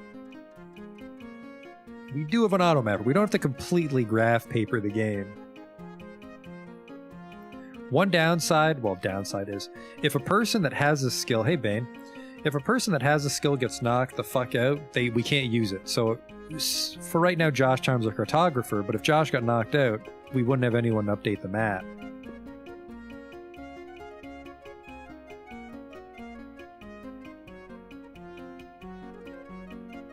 So we're going to have a second one.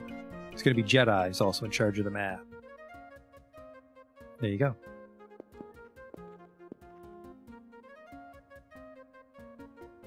Would you say auto maps are pretty much necessary? For me, yes. Obviously, at the time, people would make their own little graph paper maps, and even this game, it's got the cartography auto map. And then later on, we'll also learn a spell which puts an auto map right here over this Might and Magic logo, which is almost as robust as the auto mapper we have on the top right there. It's a mod, Bane. The auto mapper on the right and the party readout at the bottom are both mod. Well, they're the same mod.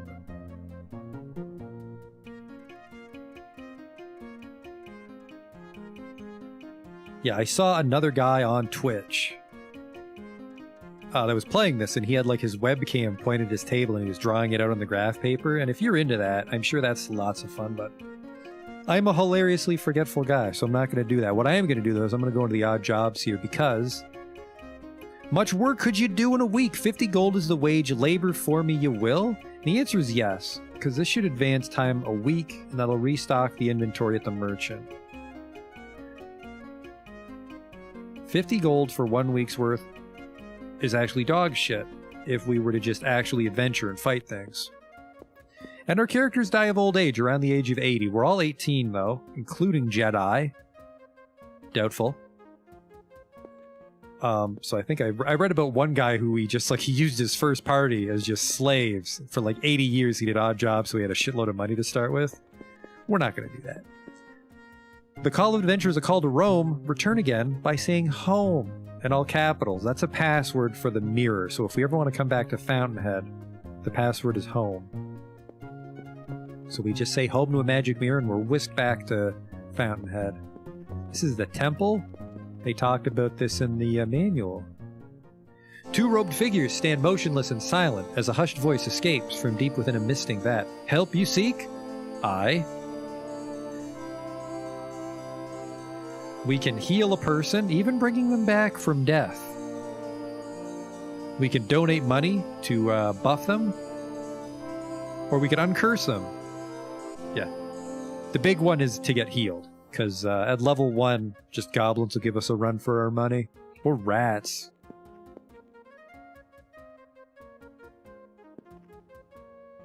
There's a lot of fountains.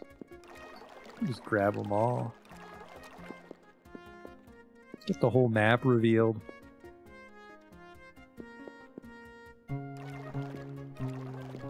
Again, we don't want to use these just yet. What's this? This is the training ground. The ground shakes with the thunder of hooves as horsemen practice swordplay and mock cavalry campaigns. The master at arms yells above the clamor. Do you seek training? Aye. So once we get enough experience, we have to come all the way back to town and pay a trainer. And then I think different classes level at different rates. Yep. Nar level's the slowest. I think hybrids level slowly. Like, look at this guy. Josh is gonna take off like a rocket. Herzog doesn't need a lot. Big Mitch is a yeah, 1500. Is Jedi? No, Jedi's a ranger, so yeah, hybrid 2000, hybrid 2000. And then Stulagas, a pure sorcerer, but I guess wizards are fucking powerful, so yeah.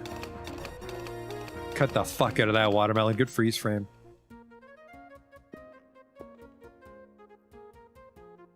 So once we level...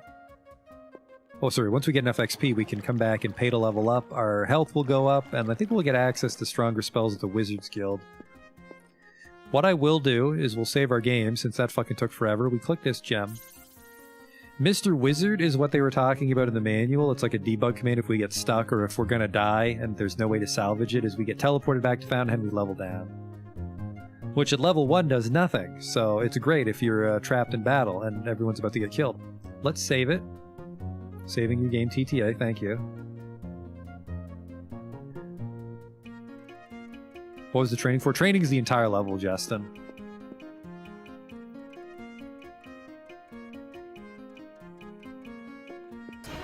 Our first battle. Well, Nara just got slapped in the face by some ooze magic. Okay. We'll shoot as they approach. Stulagaf's about to die. Stulagaf has 5 hit points. Alright, well, it's Stulagaf's turn. We're fighting a Bubble Man. This is to cast magic. Readied spell is light. No fucking thank you. We're gonna ready. Elemental arrow. Select. Costs 2 spell points. She has 9 spell points. Cast. Which element should we shoot at the Bubble Man? Well, he's made of acid, I'm guessing, so no, I'm going to say cold. We could cheat, in a sense. I don't know if I'd call it a cheat. The reference manual came with the game, and the reference manual tells us what each monster is weak to.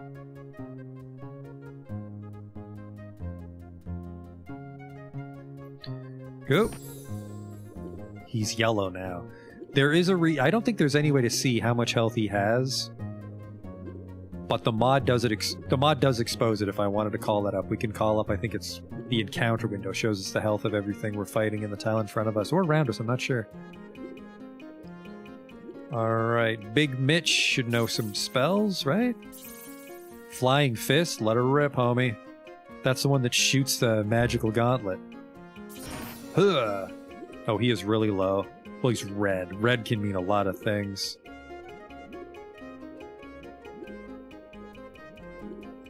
And then Josh Tom, he's just a bit of... So, let's go over this. I know what some of these are. This is auto battle. We can just hold that down, cast magic, attack the thing in front of you. Use item, run for your fucking life. Block, which gives you, I think, just +1 AC, or it might be... this gives AC. I'm not sure what this does. I'm not sure what these ones do. I should probably double check that. That's in one of the reference things I don't have handy right now. This for sure means stab. He's dead. We survived our first battle.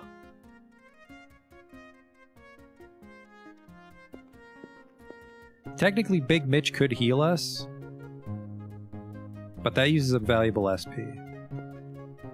It's the Ravens Guild. The guild's closed, come back during night hours. Remember, that's what we paid that dude for membership to, so that's the wizard, that's the spell shop. But I think at level 1, we own every spell available to us. Noxious fumes force you back. I put a coin in it, and I didn't mean to. Oh! Yeah, you definitely don't want to put a coin in there. This is gonna fucking hurt. We might not survive our second battle. What do you say we look up what a Bubble Man's weakness is? Because I gotta fucking delete these guys in a hurry. We'll be okay if they don't hit Stulagaf. Stulagaf has 1 fucking hit point. I need him to poke the shit out of Herzog. She's in the very front. They won't hit her. Alright. Where are the monsters? Bubble Man. Range attack, yes. Damaged, he does magic damage. It doesn't say his weakness. That doesn't sound right. Are there monsters? Monster index is 146.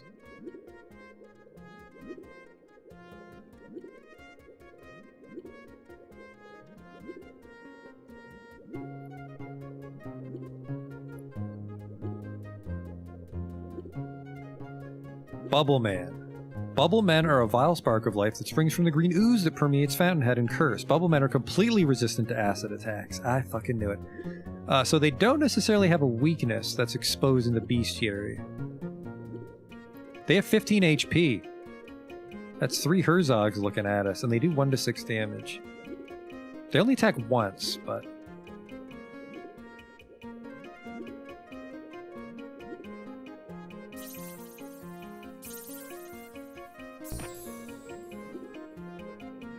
I'll tell you what I'll do, actually. Big Mitch. Little first aid. He is actually already out. No, never mind. First aid just 1. That's pretty good, then. Cast that on her.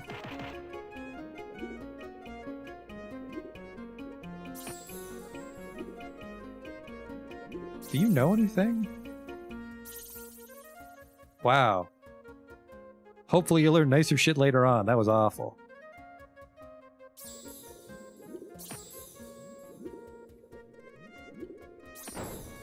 Okay, we got 1. Technically, Nara can also heal. We're in town, so if we win the fight, we can revive everybody.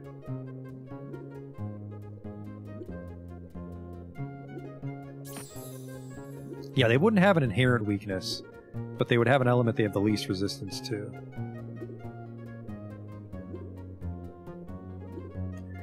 Who's in trouble? Stulagap's got her health back. I'm going to heal Nara.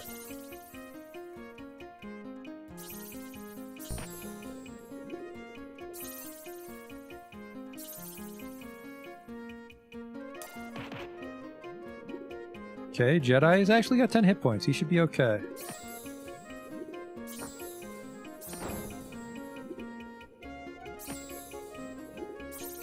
Okay, this is our last elemental arrow, so Sulagaf needs to rest. I mean, Sulagaf can also whack shit with her staff.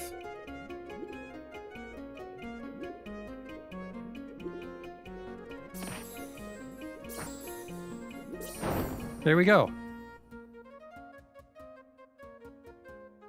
What's this? Also resistant to physical. Is that true?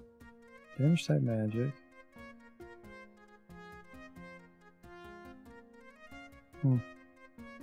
I mean, I know like slimes and oozes and such resist physical and traditionally indeed. That was a little rough. Didn't mean to put that coin in there, but I mean if you want to fight, you can do that. Let's uncover those tiles here. See, the auto mapper, it shows us things in our field of view, so we can see past the gate technically. It connects to the other locked door. What's this? What's this T?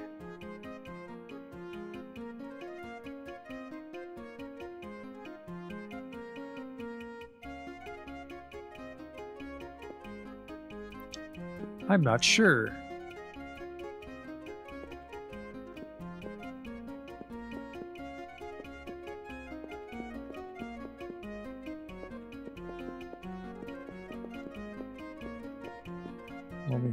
I think actually, if nobody's unconscious, it's cheaper to rest.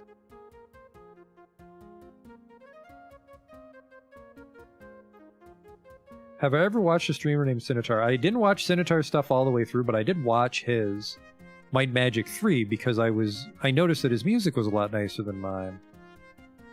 And then I ended up installing the MIDI synthesizer that he uses. So his was very helpful.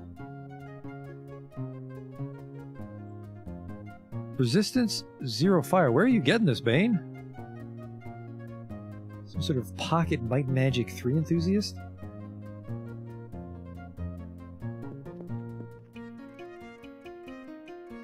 So yeah, I think it's your level times 10 to be healed by the temple, but I know for a fact that a full pack of food only costs $10 at the inn. So unless somebody gets knocked the fuck out, it's better to just... The tavern is closed. The tavern sells food, but they're only closed. They're only open at nighttime. I am going to rest here. 8 hours have passed, rest complete. Hit points and spell points are restored. We ate 6 food. So now we should have 4 days of food. So we can rest 5 times with our pack. Then we have to get home.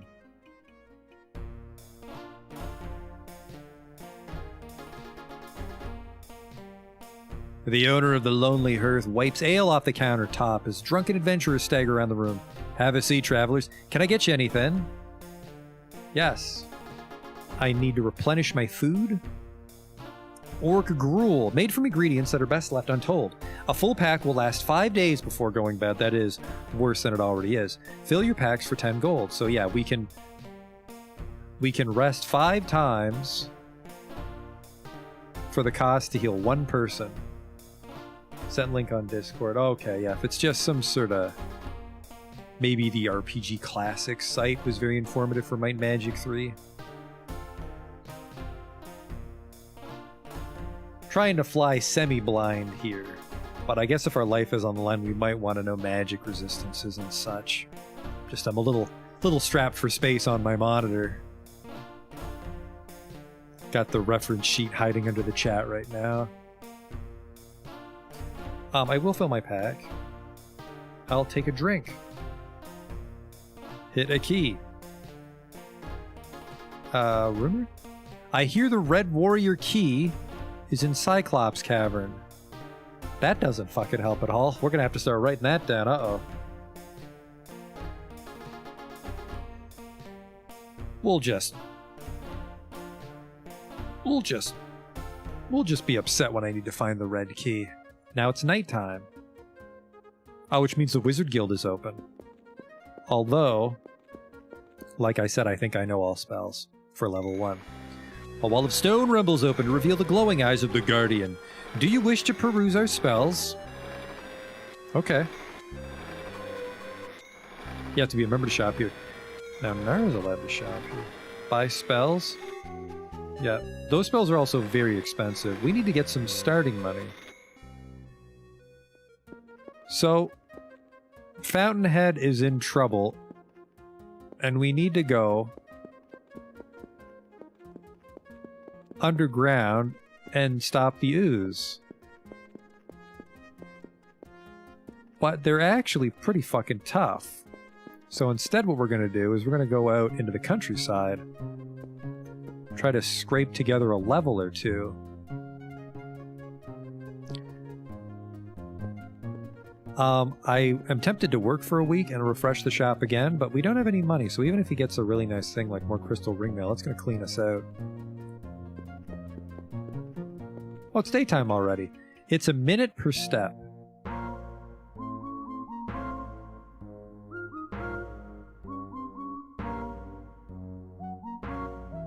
A wooden short sword.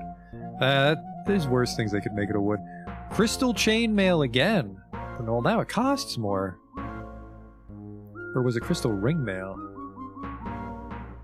Oh shit, you can wear it too. You can. You can! Crystal chainmail, holy shit. Very powerful stuff. Alright. We're gonna go into the countryside. I'm gonna save it.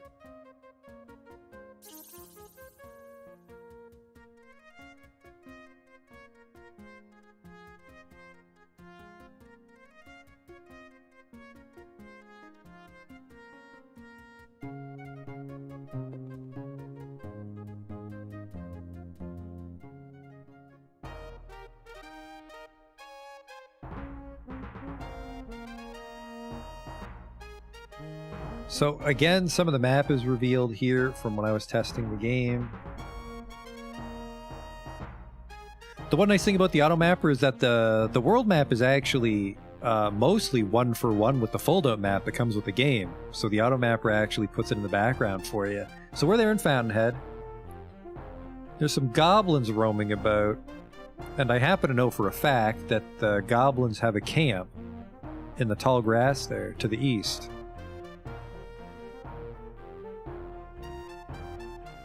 And in Might and Magic 3, I don't know about the others, is if you can get to their camp and smash it, they'll stop spawning and you'll get a bunch of experience and some treasure. Otherwise, there's a chance that the monsters will come back every time you enter the map. So we're going to try to kill the goblins here, which might give us a level if we can smash their camp.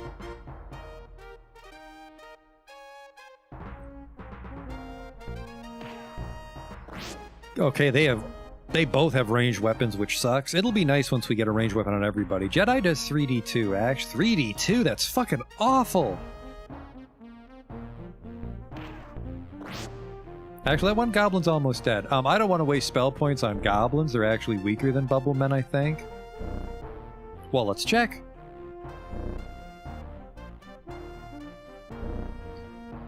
It's alphabetical, so G for goblin. Ghoul, giant spider. Goblins have 10 HP. They actually do a lot of damage. Goblins possess no special abilities. They attack whomever they encounter and have no particular resistances to elemental attacks. They come with a ranged attack. Speed 14, so if you had a bunch of fast guys, you'd come out and get the first hit. AC 3. Holy shit, I'm gonna be mad if I can't fucking wail on these guys.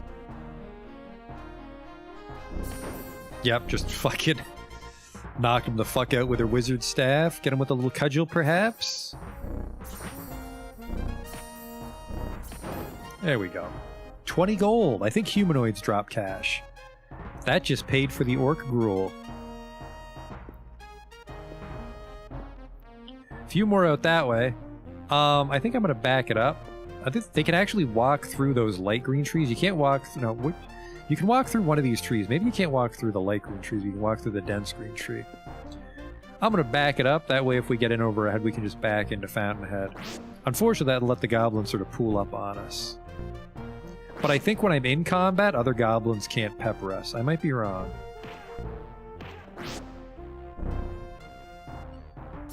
Again, these are just goblins, so I don't want to waste too many spell points unless we get in trouble.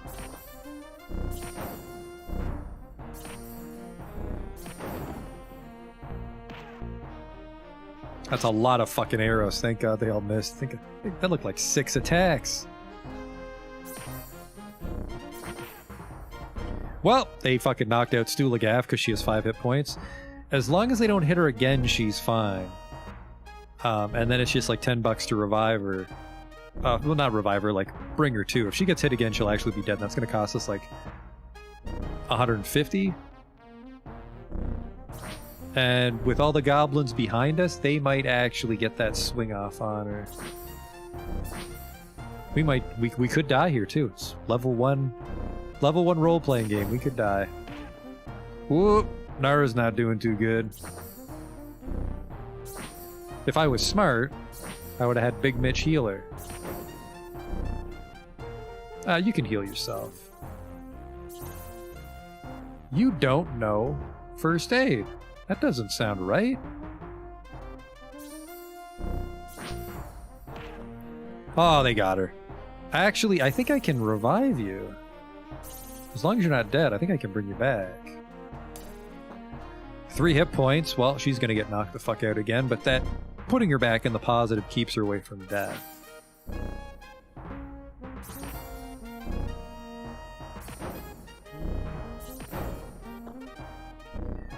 It looks like they get a shot off when they charge in, but it looks like no one's allowed to shoot us while we're fighting. Yeah, just keep... he's got 5 SP. He can probably keep Nara in good shape.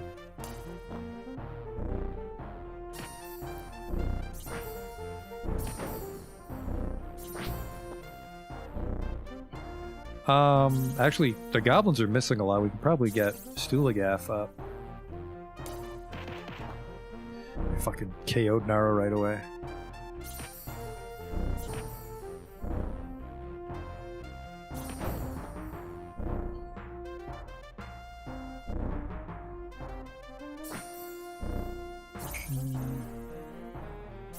First aid on her. This would be a little easier if I could figure out what the hotkeys for this are. I'll definitely have to check my reference sheet after this stream. Well, smarter things probably do it before the next stream or I'll forget.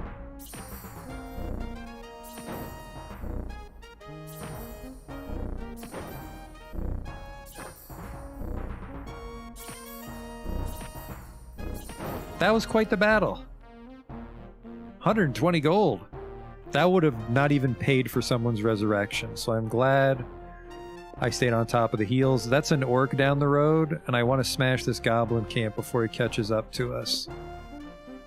A rain-streaked pilgrim's wagon barely stands on its 4 wheels.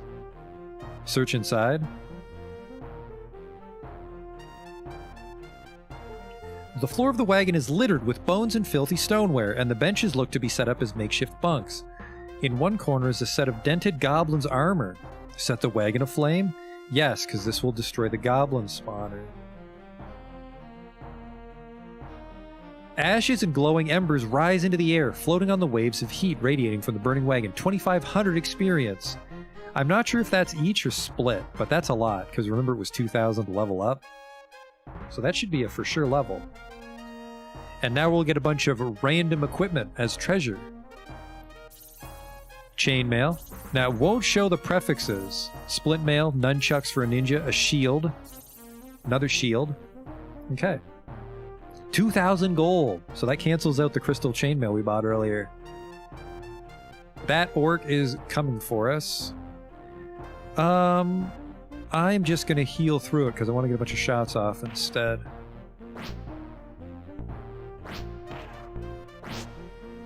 An orc warrior, and I am definitely going to fucking hit him with... well, let's just go with fire. Might be the kind of game where just most things hate fire.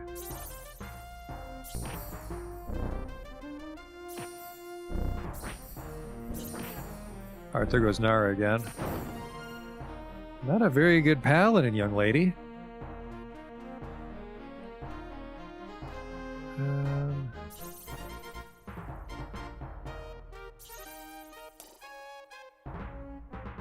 Is that a failure? Or maybe were you so negative? I wasn't looking at the HP value. Might have been so negative. Fire resist 50. Oh, right. Orcs would not give a shit about fire. Oh, boy. Sounds like I am going to have to call up that resist link. Otherwise, my sorcerer is going to be pretty fucking toothless. Yeah, I want to say that Nara was just so far in the negative the first aid didn't bring her out. Because now she's fine. Alright. Let's go see if there's a level waiting for us.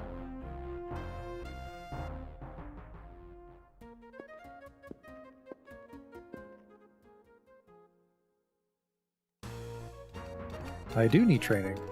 There we go. It's going to cost $10 to hit level 2. Yes. Let's see, Herzog's got 17 HP right now. 2d3 damage. 34! Holy shit! Well, that's going to make it a lot easier to get hit by goblins. I can get to level 3 actually from a goblin encampment too. Wowie! I have 51 HP now. Nara for sure needs some meat on her bones. 24. She's almost level 3.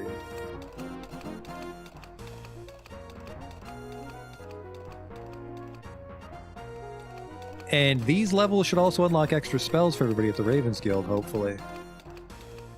Alright, Big Mitchie gonna go from 8 to 16. 12 SP though, wowie. 18. Did he not gain any HP on level 3 though? That's a little concerning. Alright, Jedi.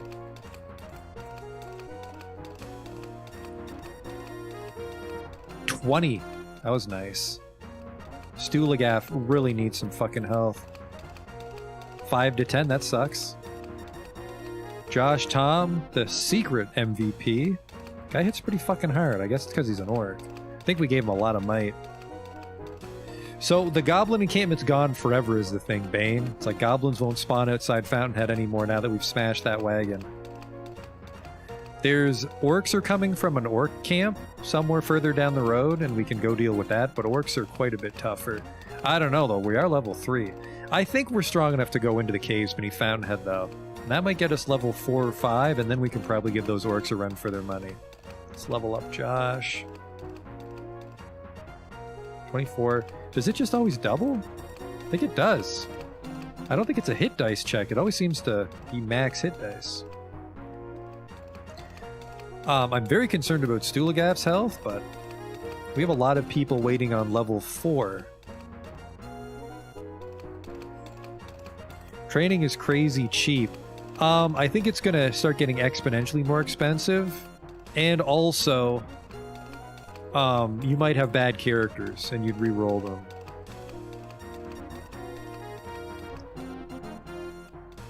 It's definitely not like a get to level 20 and you're done game. I think. I might be wrong. No, I think you clear like level 50.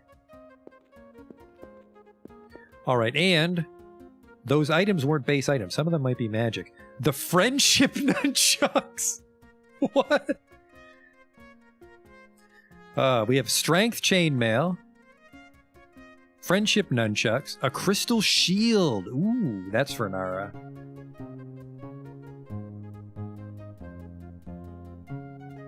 A wooden shield is going to be shit. I want to see brass split. I want to see strength chainmail and friendship nunchucks. Strength chainmail. Was it 207 or something?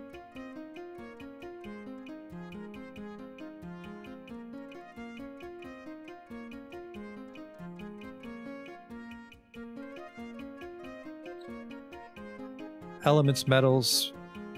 Yeah, 206.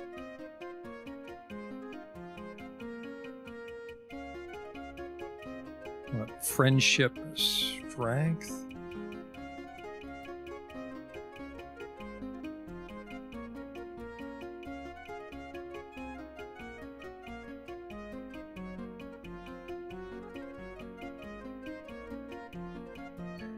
Okay, those are suffixes. Where's prefixes?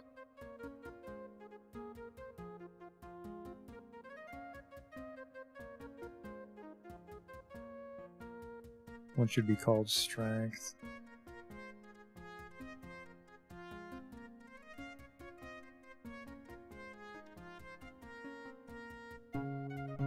Okay, friendship. +3 personality on the nunchucks. But I want...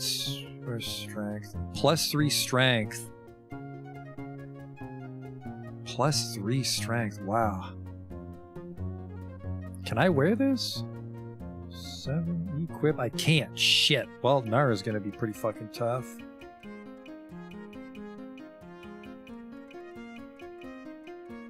Okay, so what are you at right now, Nara? You're at 9 AC.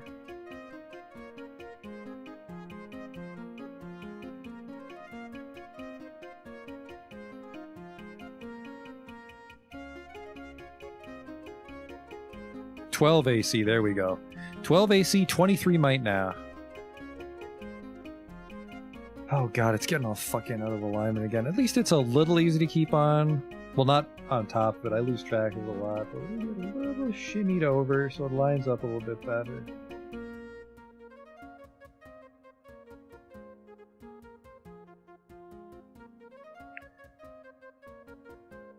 French, brass. I think brass is bad. It's brass.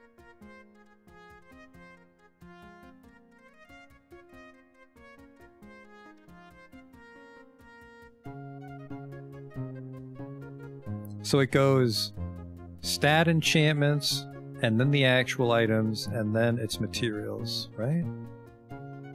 No, I think it's materials first. Yeah, it's materials first. I want brass. Brass is... It's good for weapons. Actually, it's bad for damage. So you'll hit, but you won't do any fucking damage. And you definitely don't want to wear armor made out of it. You don't want to wear armor until it's made out of at least iron. Bronze is bad. It is interesting that it's plus hit on all these bad ones, though. Okay, I don't have a ninja.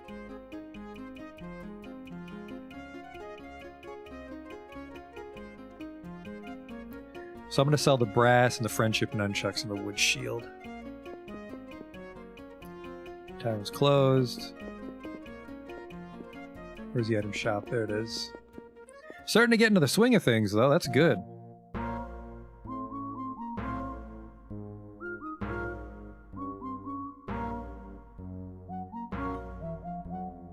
Sell the brass splint mail. And sell the friendship nunchucks. You're hitting me! Because we're friends. Wow, what a great personality that ninja has. And the wooden shield is just fucking... This is just firewood with a handle.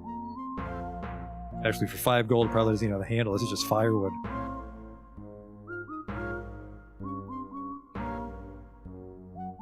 Sell the scale armor for a couple bucks.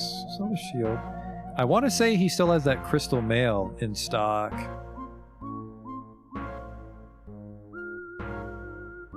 Jesus Christ, that short sword is only $7. Okay. Buy. He's got a glass wakizashi, which I think glass is bad. Can anyone fucking use that thing? Apparently the paladin can use weeb shit. Really? Let's see what a wakizashi even does. Oh, sorry, not a wakizashi. Glass wakizashi. Glass. It just makes it cost too much. And also, let's not talk about the fact that you're just cutting someone with a samurai sword made out of glass. Actually, wakizashi's for ninja. Brass scale armor. Nope, nothing good. He got rid of that crystal ring mail. Might restock daily then.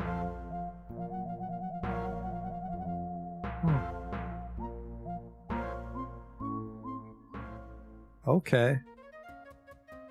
I want to go to the wizard shop now, but I can't because it's daytime.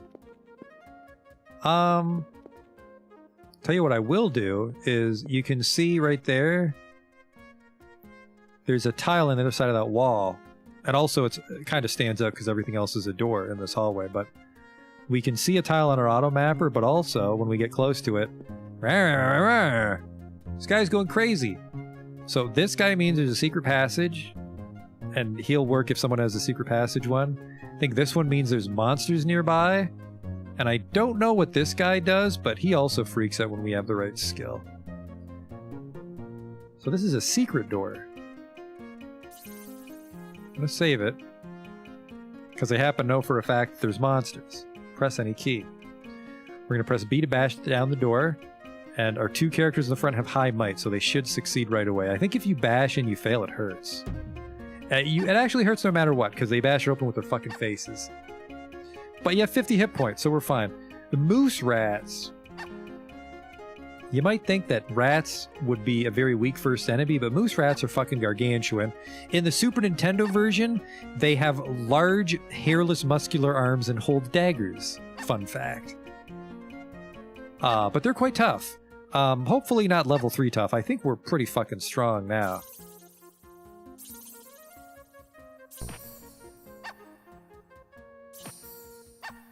Actually, our damage didn't go up. We're just very tanky. Also, they're barking. I don't know what to tell you.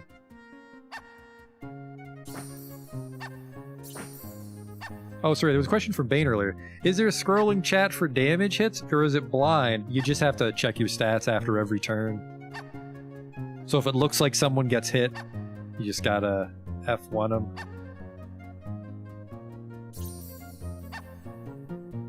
That's why I like the party readout. There's no way to tell how much health the monster has, I think. I might be wrong.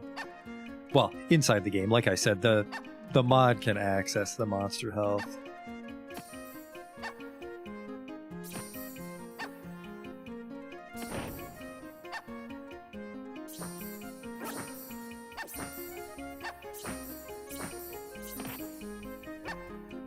Might actually fucking kill Nara. Probably will, because I accidentally attacked on my cleric.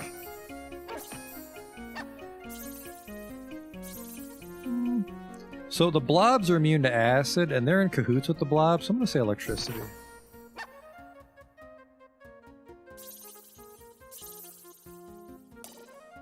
First aid's quite fucking weak is the problem. It'll be hard to keep people alive in combat.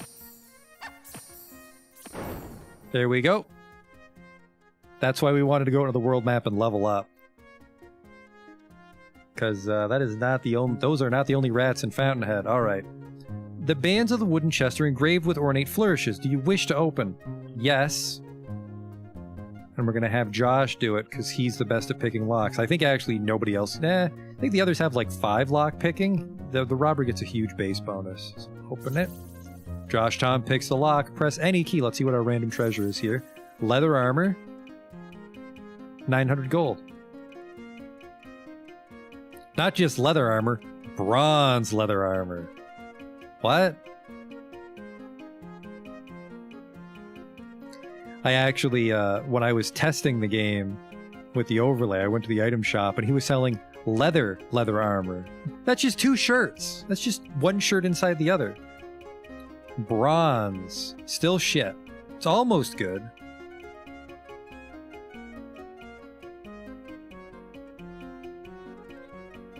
It's a shame they don't have, I don't know, like some redeeming quality about the bad material. Sometimes it's just a bad roll, and you don't want it anymore.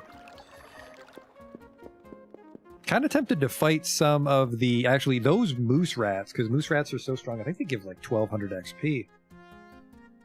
So there's a chance we have some level 4s waiting for us, or we could summon some bubble men from a fountain. Yeah, bronze leather armor, $15. Why don't you just fucking reach in and take the coins out of my purse?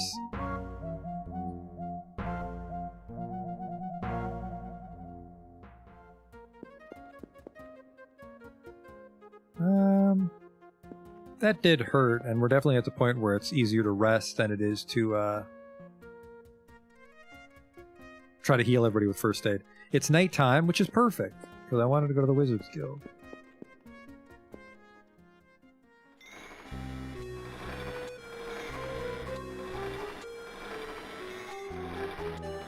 Alright. Buy spells. There we go. Now you got some new shit. Sparks. I cannot afford sparks. There's some really juicy shit that I cannot afford.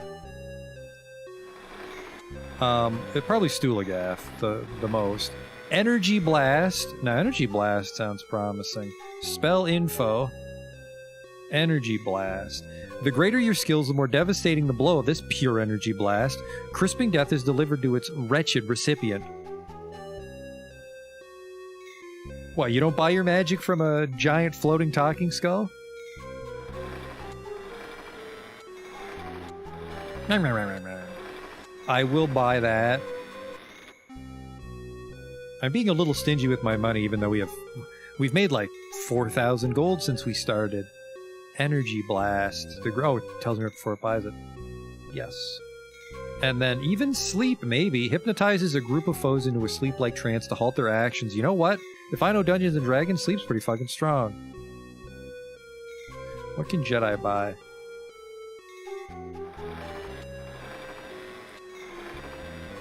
Ooh, here we go. Elemental Arrow. Revitalize? So I think he's like a catch-all. He can learn a little bit of everything. Restores a weakened adventurer to former strength. That doesn't help. First aid. Oh, actually, buy first aid for him too, another healer. And then I will also buy Elemental Arrow for 400.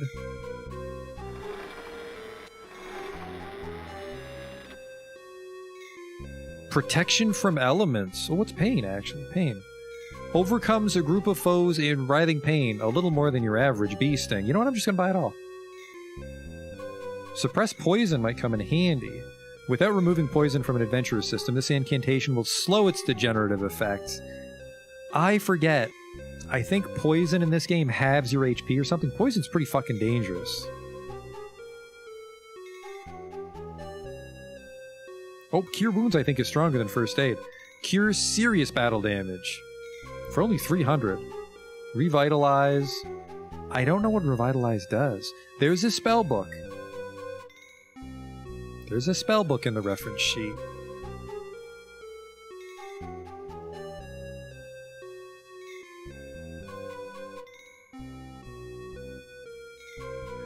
It's not here.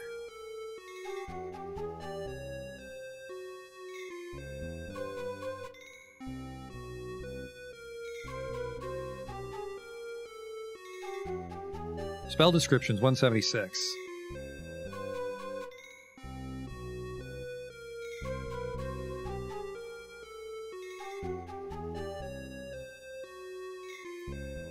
I'm looking for revitalize.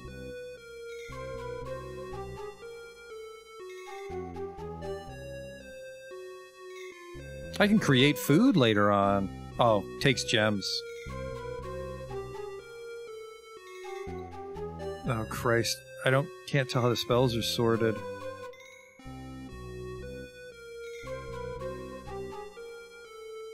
Looks like they're sorted by profession, so we're looking for clerics.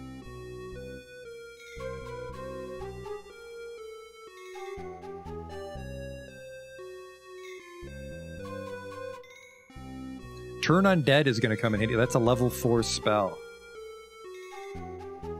Level 4, and then Mitch can turn Undead, which is good because there's actually a tomb right outside Fountainhead that I know about. I've never been in there, I just know it's filled with undead. Okay. Protection from elements temporarily raises the... Ooh, takes 2 gems. Oof. Sparks takes a gem? Holy shit. Cure Wounds takes a gem. Where do I get gems? Revitalize is what I need. Revitalize. Restores a weekend party... Oh, fuck off. Oh, removes the weak condition. I don't know what the weak condition is, but 2 spell points. I'm really concerned about this takes a gem shit. 8 physical damage. I don't think magic can miss, so that's pretty strong. 2 gems on protection from elements. 1 gem on that one. Now, does Turn Undead take a gem? It does! God damn! How am I gonna find gems? Yeah, they must be pretty easy to find. Actually, you know what? I have not been.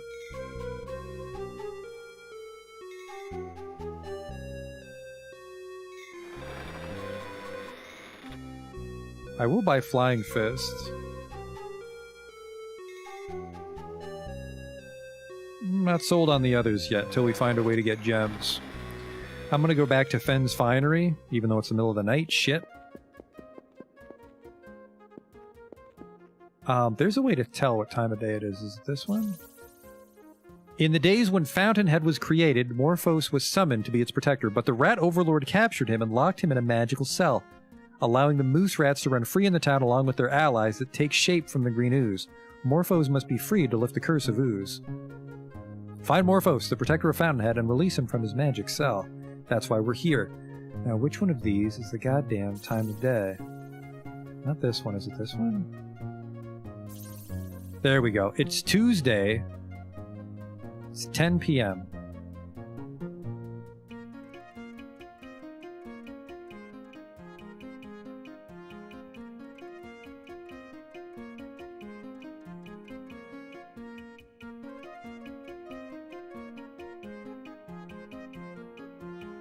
Buffing for gems is fine, but fighting with gem magic seems very, wasteful. I do want to see if Fenn's Fineries has any gems or something in the miscellaneous, but he's closed. So for now, time to take our chances with the moose rats. I think buffs reset at like 5 or 6 a.m. We have a few levels before we need to worry about that. Oh shit. We might have some levels waiting for us. The training grounds are closed, idiot. Since this part of town is safe, we could just walk in circles or rest again and consume some food. We're rich enough that food's not a problem anymore. It'll be a problem when I spend all my money again. Bash that down.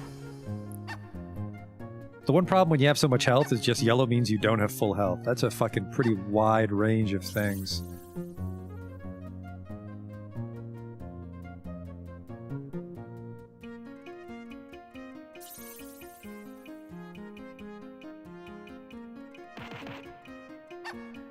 I skipped my turn, shit.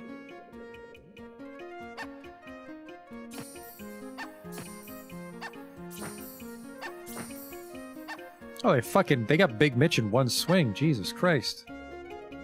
Get him with a little bit of the fire.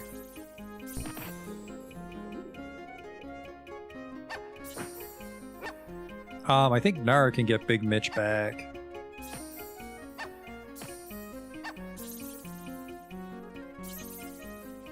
Nope, I didn't buy first aid.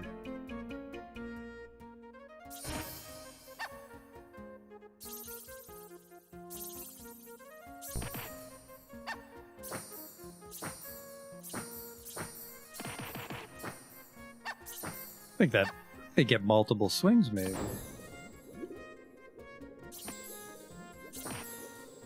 Wait, can't Jedi heal? Too late.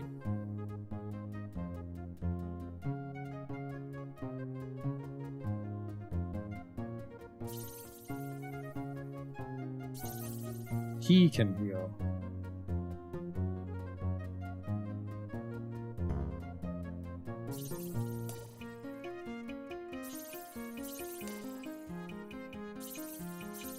Man, for 15 AC, fucking you dropped. You know, Jedi's not doing too good either. We'll try to rest here. See if the moose rats come out and get us. They don't.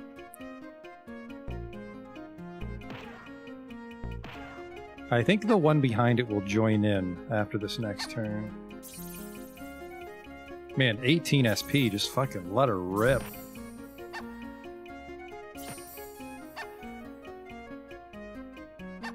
Why did I see an arrow come out? Maybe elemental arrow looks like an arrow. Otherwise, there's a dude behind me shooting.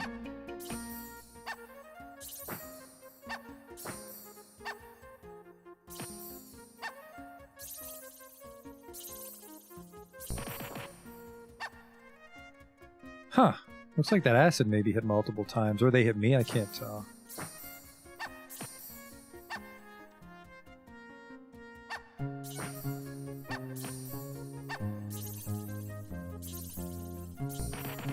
Nope, they hit multiple times. They fall. Oh, Jesus Christ! They killed Stulagath.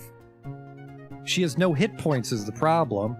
Oh, that's like 100. That's actually probably a couple $100 to revive her now. Our cleric's too weak to revive people.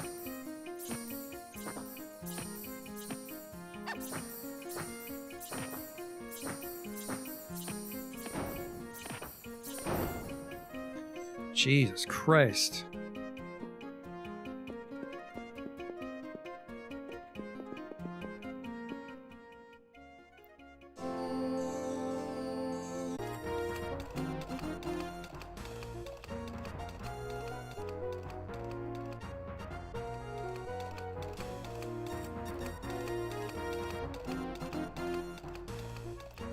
Broken item on Stulagath, according to our readout here. God damn it, I don't know what the fuck is making the readout misalign so much. It must be their HP going up and down.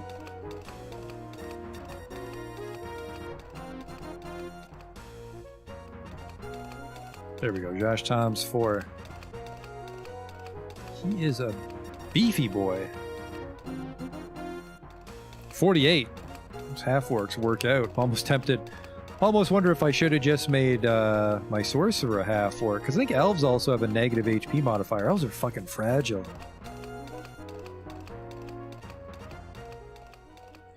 And I think that was more spells available for Stulagath. But we're poor. Well, we're not poor. We're gem poor. Bash that down. There's a pit down to the caverns. What do we got here? Wanted. Artifacts of good. Reward offered. See Praethos in Castle Whiteshield. Ooh, what's this? The Skull Miser. Hello. Cranian, Priest of the Five Forces. Ah, from the manual. Friends, I'm building a shrine to the Five Forces and need ornaments to adorn its columns. Will you help me? Sure. Go Five Forces. It said there are silver skulls scattered about this isle. Bring me 5 and be rewarded. Sounds like one of the good guys.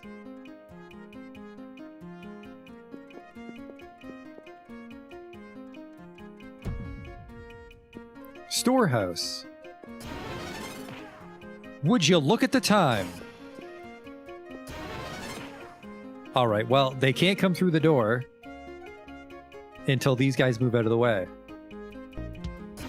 Nope. I miscalculated.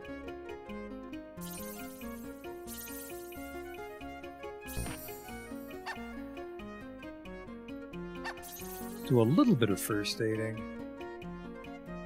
On. God damn it, if I fucking change my mind on the spell, he skips his turn. I don't like that. I think we're not actually hitting those moose rats. One good thing is when Herzog levels up, she'll get her second attack.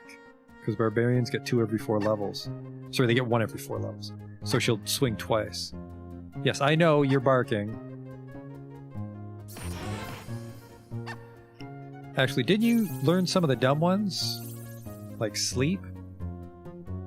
Oh, see, I think it's a 0 because that's gems. I'm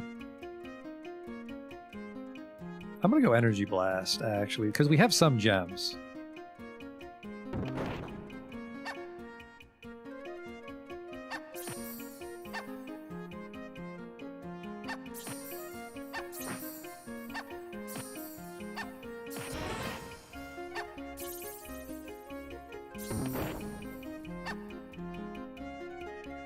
Fucking KO'd Stulagaf, god damn it, girl.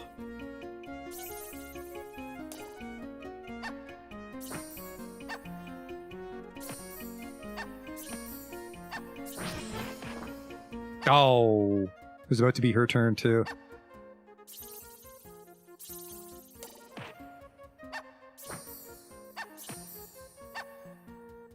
Everyone else is doing good.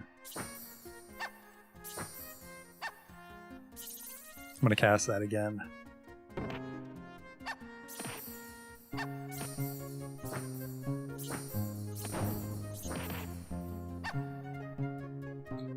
Big Mitch, keep yourself alive.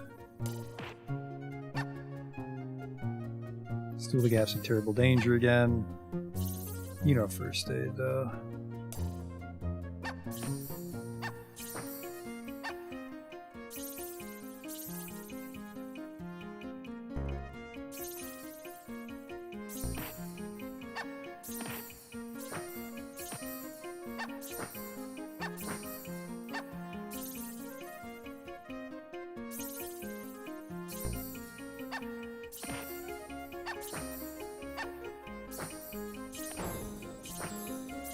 Moose rats are so fucking tanky.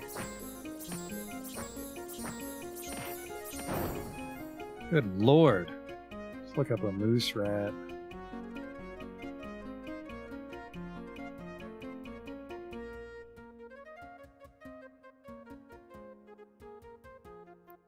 Moose rat, 40 HP, 15 on a bubble man. I should focus bubble men from now on. Get them off the field.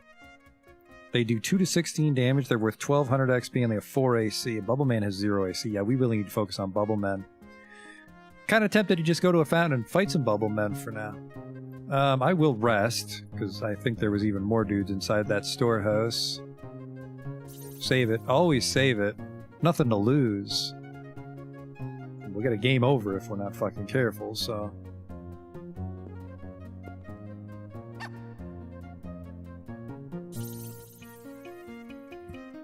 I got all my SP back. I'll fucking blast you all day, kid. And they proceed to immediately hit Stulagaf. Yeah, they're supposed to prefer the ones in the front, but Stulagaf gets fucking KO'd constantly.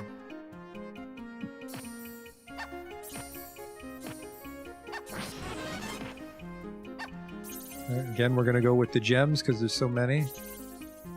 Oh, shit. Meant to do Energy Blast.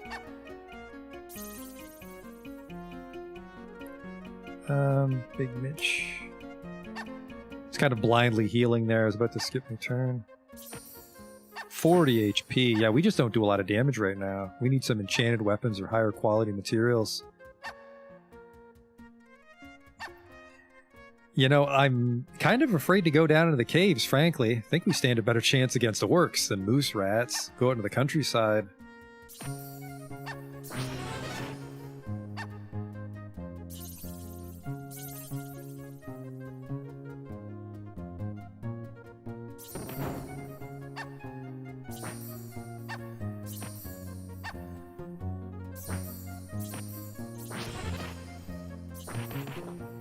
Holy shit.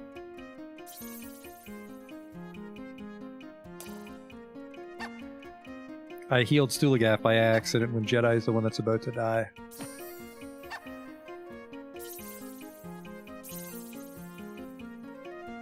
I feel Elemental Arrow might be the better choice because it actually lands no matter what.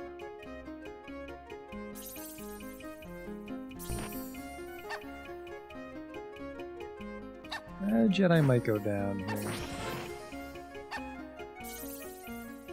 I'm gonna try sleep. The one's asleep here, eyes closed.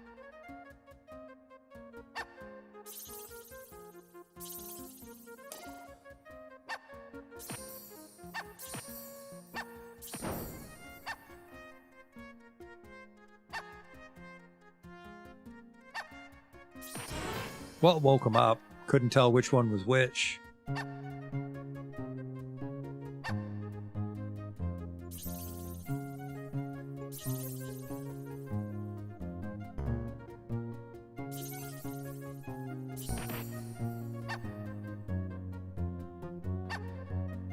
Need to heal yourself here.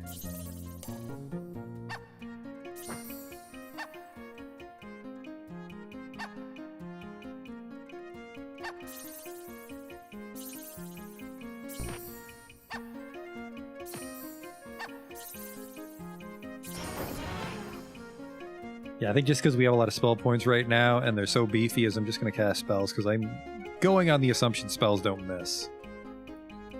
Okay, there's a Bubble Man, but he's not in the roster.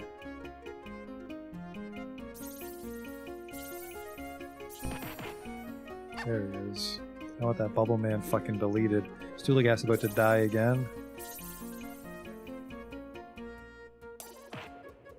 She got hit right away too. Jesus Christ, they are obsessed with Stulagath.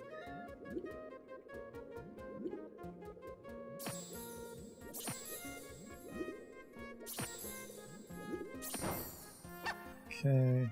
Yeah, definitely focus the Bubble Man. Holy shit.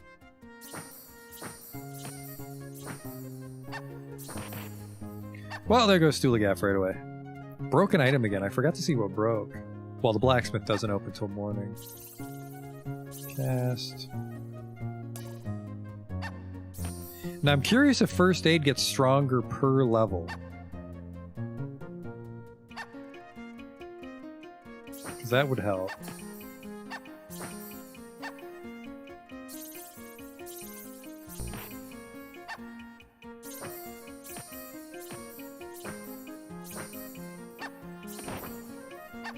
We got Jedi. But, I mean, we have a shitload of SP now. Don't gotta limp back to the temple after every fight.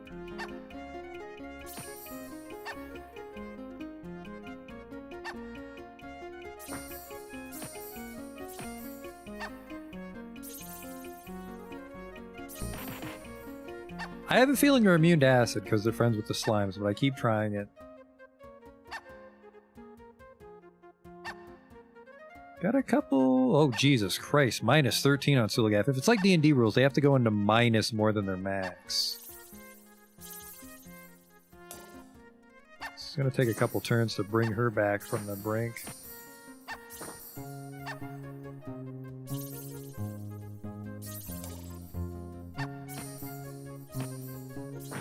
Might get another... He might get another kill here if he's lucky. Nope, he went for Josh. Holy shit. I don't know if you can rest away the unconscious state. You can.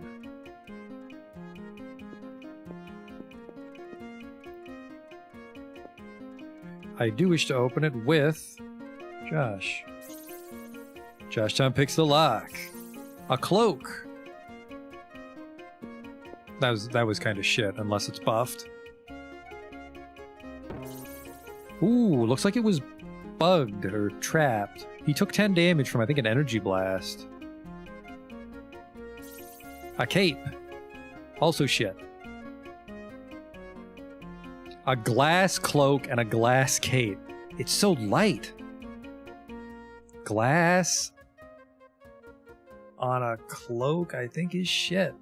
Is that 207?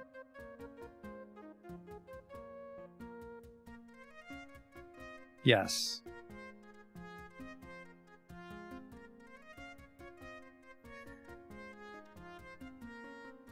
glass is nothing. It's just more valuable. So we got a bunch of XP, but otherwise that was a bust for treasure. That's a shame.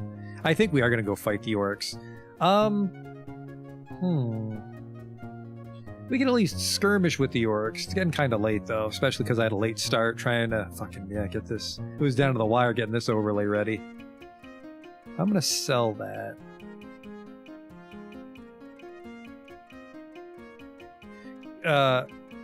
So yeah, we have the caves under Fountainhead. We have the orc camp. There's a there's that like castle tower on the world map we saw, and that's filled with undead. So if we can get Mitch to level 4, he'll learn turn undead. I think we're getting low on gems. We only have 50. What an odd number to have. Was I getting gems from that goblin encampment or something?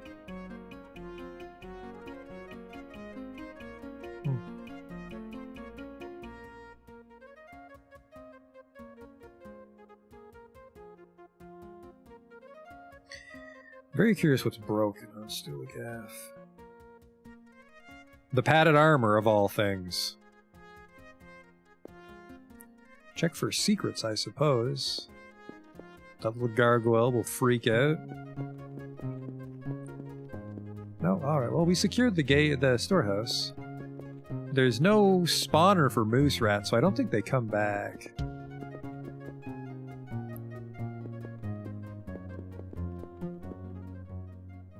I'm curious if his shop updated or if it's weekly. It's daily. Bronze Naginata. Brass ringmail, that's shit. What about a misc? Leather armlet. Sorry, an amulet. Still shit. I want to sell my glass stuff.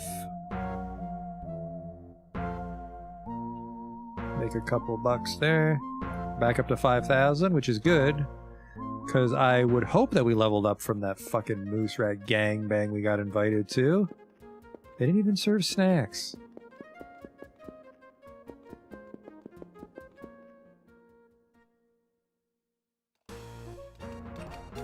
I am eligible for level 4. This is 2 attacks now on Herzog. So that'll be good. She's also inhumanly strong. Okay, you're not ready. You're ready.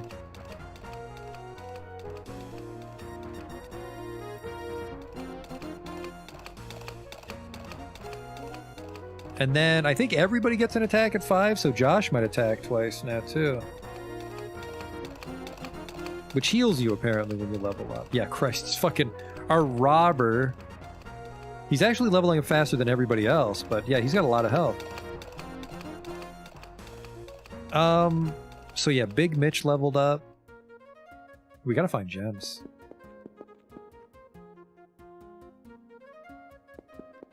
Not the Lonely Hearth. I need to fix Stulagath's armor.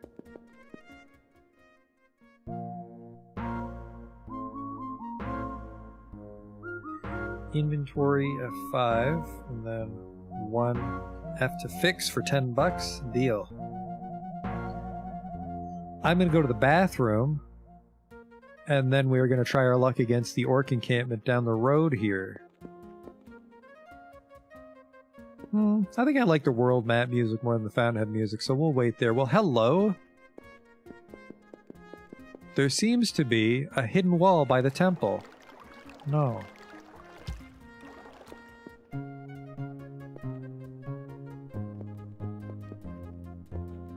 Maybe we bash it from behind the mirror here. So let's bash that. Fleeting images shimmer in the silvered pane like reflections in a lake. Speak your destination, be carried away. To your destination. No, unknown destination. Actually, that might... The caves might take us there. That room we can see behind the temple. Alright, let's go to the world map. Like I said, I gotta go to the bathroom.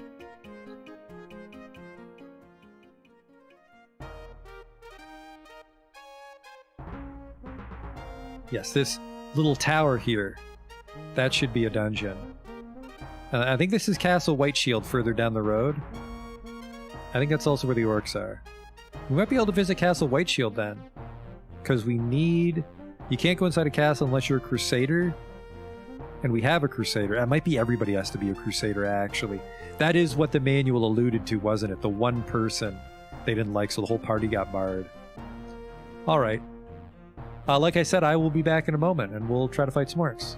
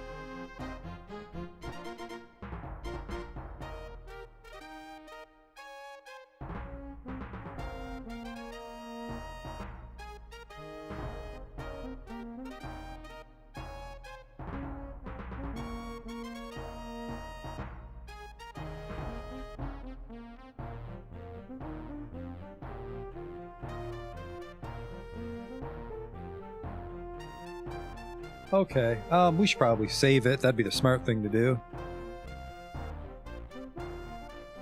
Haven't gotten a total party kill yet. Which is a game over, so that's why you want those saves. Okay. Get our party readout cleaned up a little bit.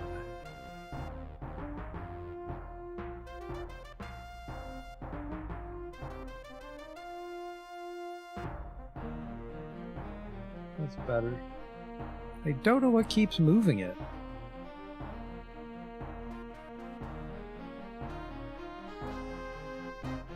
That readout's very finicky as far as making it work for my overlay. Alright. There was a goblin over here. Hello? A rain-streaked pilgrim's wagon barely stands on its four wheels. Search inside. Friends, allow me to share with you me special creation. 'Tis a magical elixir that's guaranteed to give you strength for the battle. I ask a mere 100 gold for a bottle of me liquid strength. Would you be interested in buying? Sure, I'm rich. Herzog found a my potion. You gonna keep selling them? Yes, cool.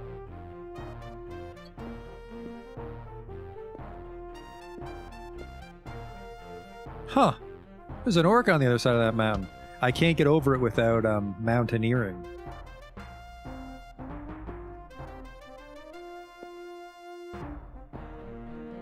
Horrid carvings in the wooden floor mark the entrance to a dark temple. Enter? Absolutely not. Filled with undead. There's some monsters, and this sucks. Can't shoot, because they're around the corner. So they're gonna get a free turn.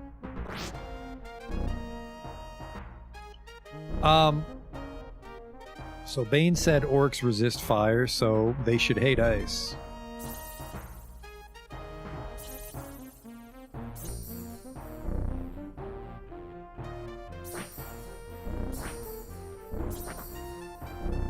Still haven't found more ranged weapons either. That would really help. Even just some slings. Just a free attack, right? Yeah, fucking moose rats you guys aren't. It's crazy that orcs are less of a threat than moose rats. What a world. What a world. I can't swim. Oh, there's a well there. I think wells give us buffs. They especially do in later might magics. Let's get the old... Well, hello? Excuse you, sir. I destroyed your spawner. Maybe they just spawn very slowly without the spawner. Came to the wrong fucking neighborhood. 50 gold. Is that another wagon? Oh, Jesus Christ. Do you guys have 2 spawners out here? Because, like, I'm not afraid of goblins anymore.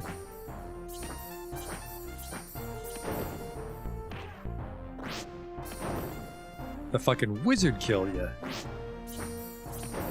It's funny because they're all armored, but they're actually way weaker than an orc. A rain streak pilgrim's wagon barely stands on a 4-wheel. Search inside. Yes. I am Sophina, pupil of the Mystic Eye. For 10 gold, I will consult the all-seeing eye and tell you of your fortune and future pay. Okay. Oh, I know what this is. Masters of your barbarian ways, guard the entrance to Castle Greywind. Your fight against them appears often in the visions of the future.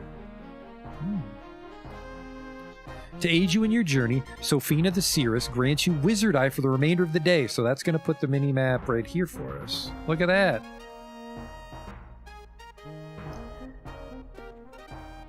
And I think she gives clues based on our profession. For 10 bucks? Sure. The Black Knight in Cursed Cold Cavern may be your toughest foe. When not commanding his legion of witch servants, he hunts paladins for sport. What do we got for the cleric? Walk carefully through the Evermoors. The trees will seek to destroy you.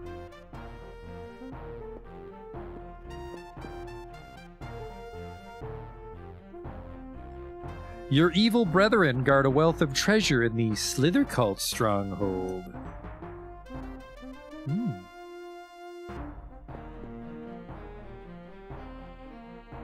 Stulagath, beware the fools of Mutant Mountain.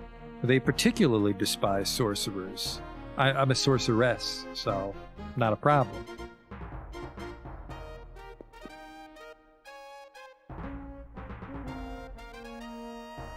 Practice makes for better lockpicking. There are plenty of locked treasures for you to sharpen your skills upon. Yeah, no shit.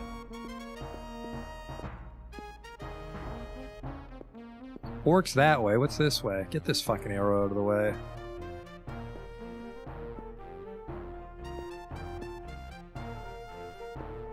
Oh, that's another map.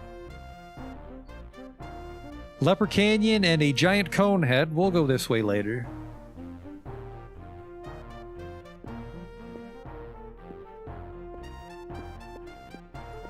Let's get it all revealed. Wrong neighborhood, fellas.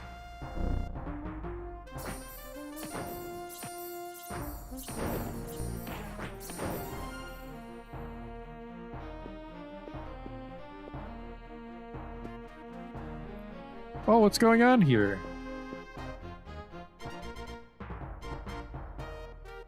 Their faces are all fucky. What's wrong with your condition? Good. What's going on with their faces? I don't know. Are they sleepy? Ow! Orc fucking snuck up on us.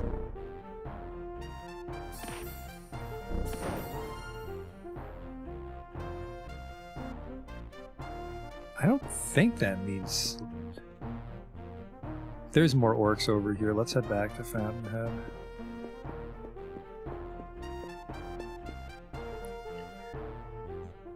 Oh, nope, I am asleep in the, really? They can get exhausted. Or maybe, no, the orc wouldn't put me to sleep. Huh. Let me restock my food.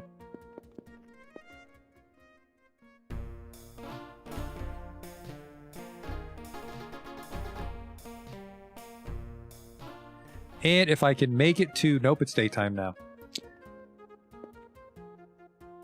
I was hoping to get to the Ravens Guild in time and purchase Turn Undead. We won't be fighting Undead tonight, so whatever. There's a monster again. Oh, a bunch of orcs came from Castle Whiteshield.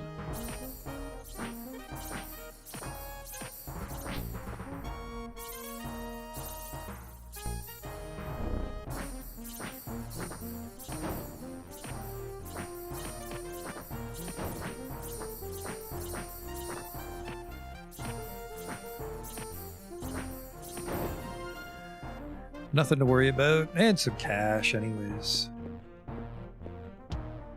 Think I need pathfinding to go through those trees, or maybe I need pathfinding to... No, I think, yeah, pathfinding lets me go through those ones, and then anybody can walk through these thick-looking trees.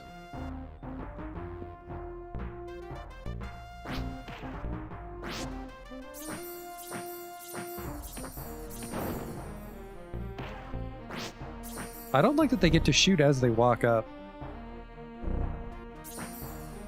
I do need to rest. It did look like I was asleep. I don't think goblins or orcs can actually put me to sleep. I just didn't think I was adventuring for that long. A fountain. Or sorry, a well of some sort. Look at that belly blob go.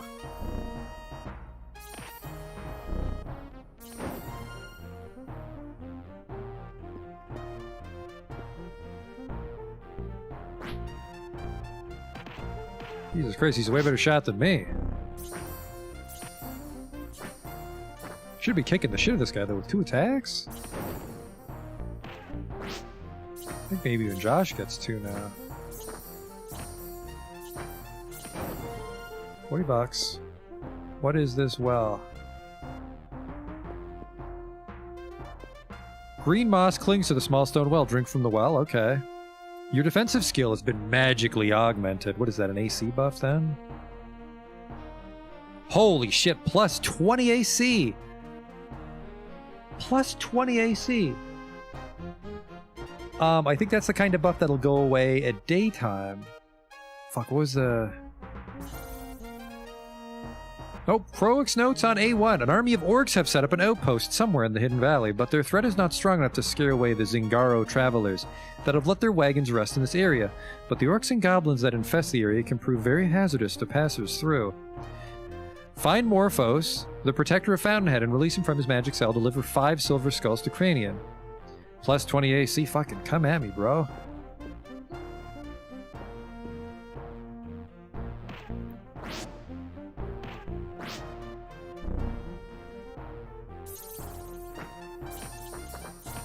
Probably just auto battle for a bit here.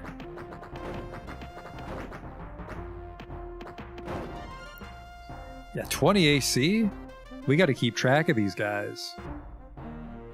Oh, look at that. The map even labeled it for us. AC, where the well was.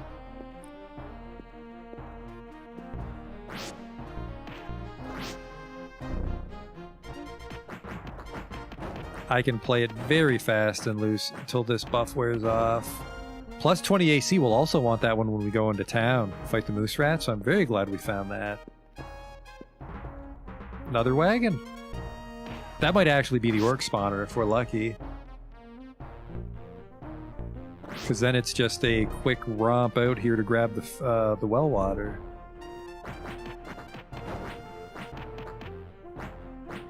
So yeah, this just does an action I programmed them to, so like I could program it so Stulagaf always casts Elemental Arrow or something, but for now everyone just auto attacks. 40 gems.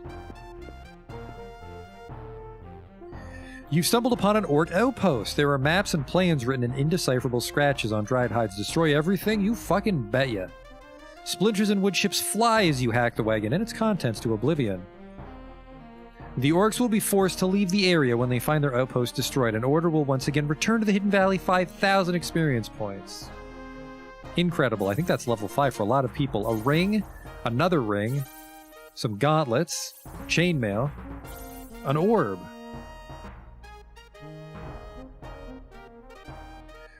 A wooden ring, a brass ring, wooden gauntlets, go fuck yourself, wooden chainmail, go fuck yourself. Wooden chainmail? Fucking orcs. Wooden chain... Good God. The hell is an orb of aid?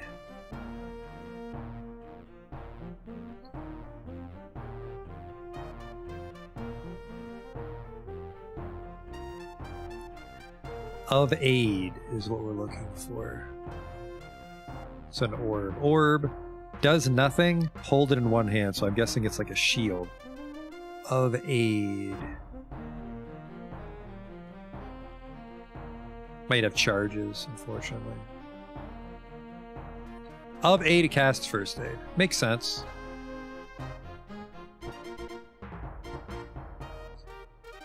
Actually, a brass ring might be better than nothing. Might not, though. Might actually confer negatives. I need a brass ring.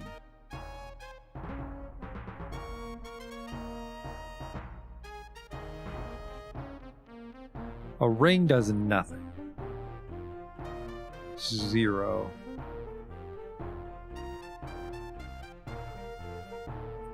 Brass, it'd be +3 to hit.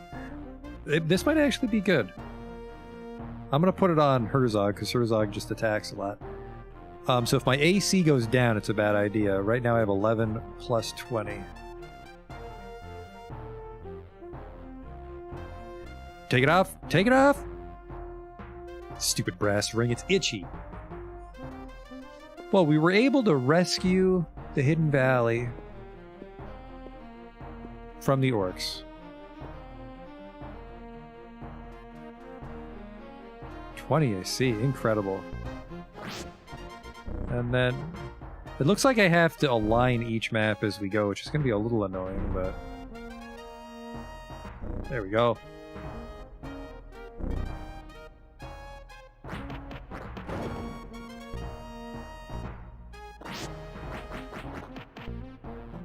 This is good XP.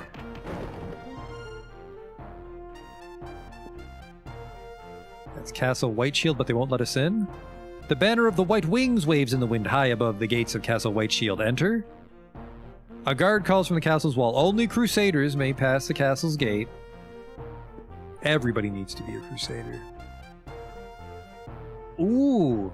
Orc Meadow, but see there's a pyramid there on the fold-out map, and they said that Shelton's plans involve the pyramids. And that might be a town down the road. I think I'm gonna risk it, because that might be a new shop, and that would be a nice place to end on.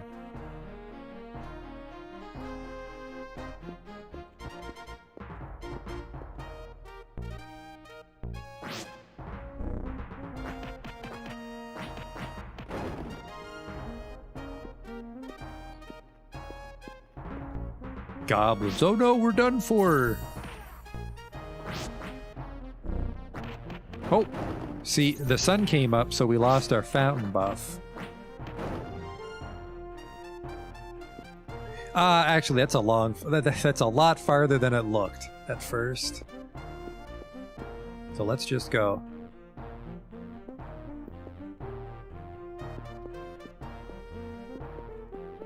Cover the tiles as we go.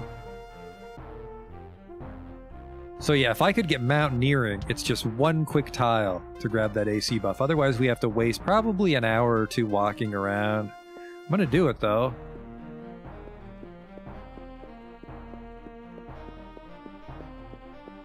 Because that is really gonna help out in the caves below Fountainhead.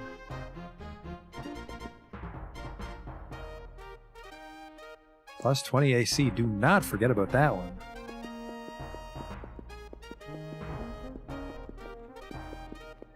The magic mirror will be great for that kind of shit, right? Like we would drink from that well for the AC buff, and then we would take the mirror off on our next adventure. I'm feeling brave. Let's poke our head in the cave. This is really stupid of me. It's getting quite late. The buff just wore off, so we should have the whole day.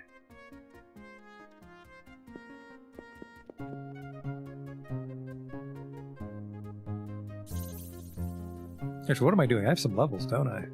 Should have a level or two after that orc encampment. Well, a level on 1 or 2 people, that is. There's no way we got 2 levels out of that. I do be needing training. I'm eligible for level 5. 85 HP. Level 4 for Nara. Level 5 for Big Mitch. Level 4 Jedi. Level 4 Stulagath. He's level 6.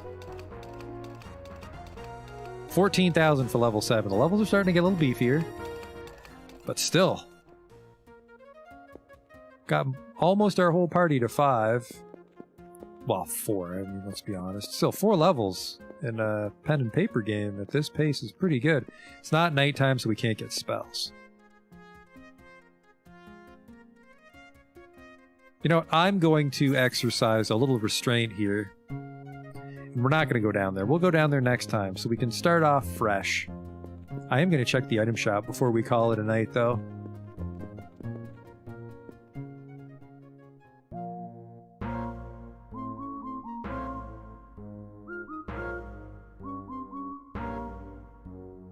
Buy items?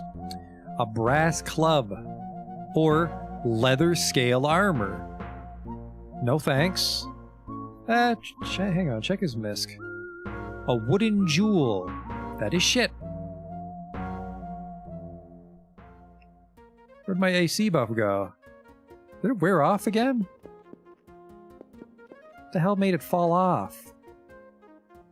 You know what, actually, maybe it's because I went inside the shop. I think several hours pass when you go inside a shop. And we went to the training ground as well, didn't we? Well, we're going to stop here. I'm going to save it. I hope you enjoyed our first brief foray into the world of Might and Magic 3. I thought it went off without a hitch, relatively. Overlay's a little finicky, but it held up. Big thing is the party roster, which we gotta realign that every now and then, but it generally holds up. Unfortunately, this outro does not fucking hold. Oh god! Oh, I did not plan that.